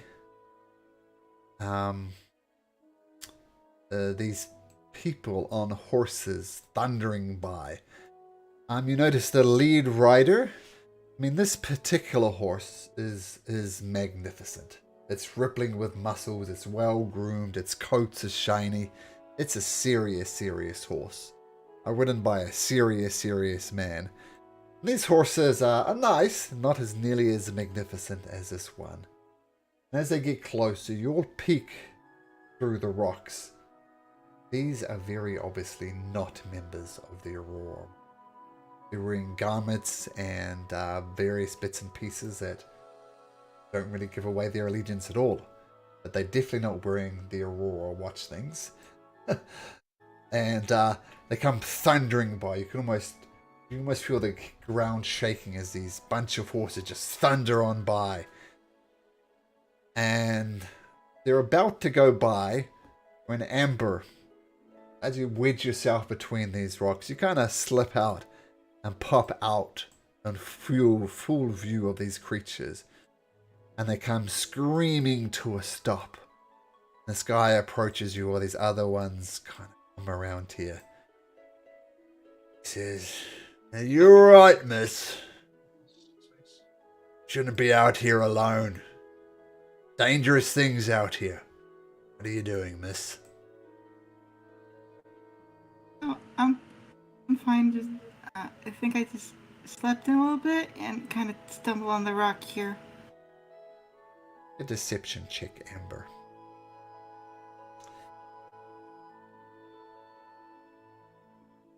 not very good at those.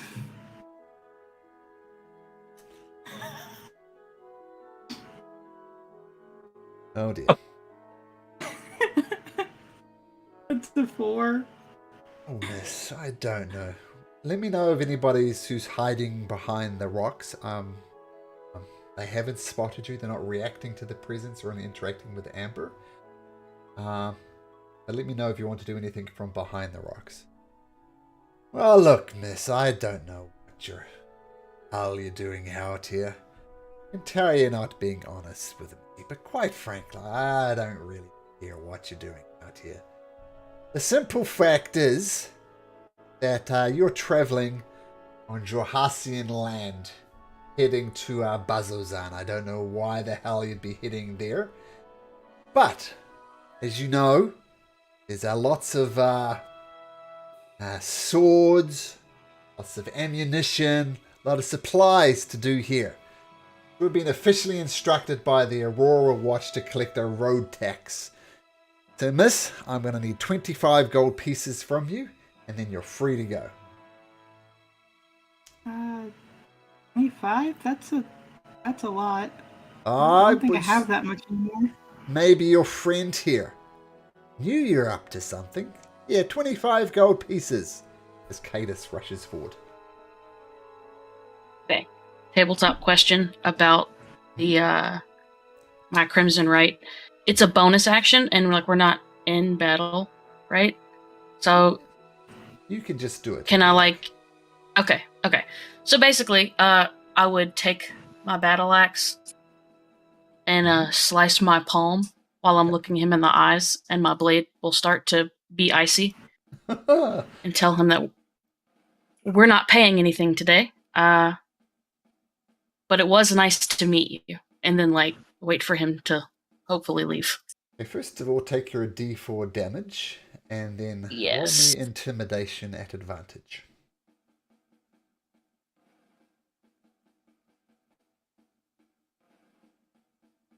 Look, miss, I don't know why you're cutting your hand. Oh. Now, it's obviously you got some magical abilities about you. That's got to be the most goddamn creepy thing I've ever seen in my life. You some cape. Are you heading to Bazazan? We are.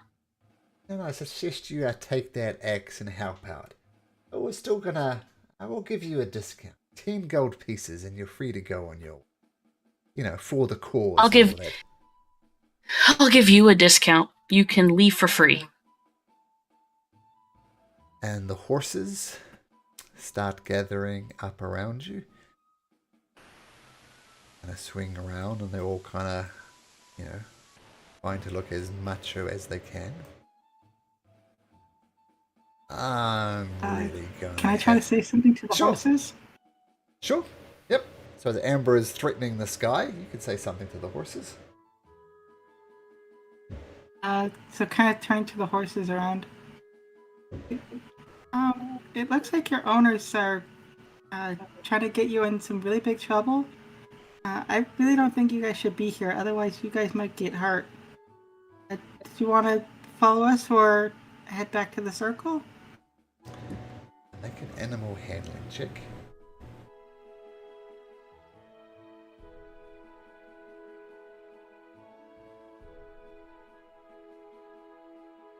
Wow, I am just rolling all kinds of terrible today. One horse seems to listen for you, and it starts walking away. The rider's trying desperately to control it, but it keeps them walking away.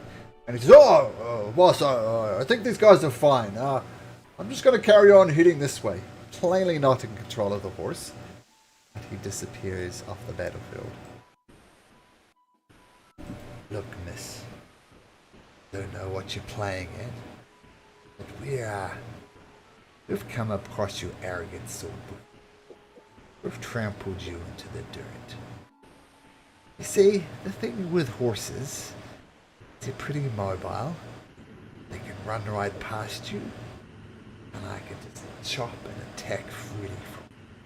If you're so arrogant to stand up to all of us, except for old Bodger over there, He says to the guy walking away, "You're a damn fool. I'm going to have to insist on that 10 gold pieces." I'm gonna try to creep him out again, and I'm straight up just gonna try to hit him with chill touch. Okay, make an attack. 24 hits, roll damage. And roll initiative. I'm hoping the skeleton hand is horrifying, given that Oh. I've already cut my hand in front of him. Well, the skeletal hand is absolutely horrifying. There we go. Yeah, so you cast Chill Touch, and this icy hand comes out and attacks this creature. And it does hit him. So I assume it's the leader that you're talking to? Yeah. So he's going to take 1 point of damage. Make me one more intimidation check, just a straight roll.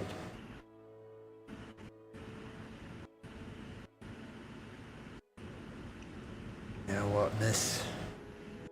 It would have been a lot easier just to give me the gold pieces. Boop!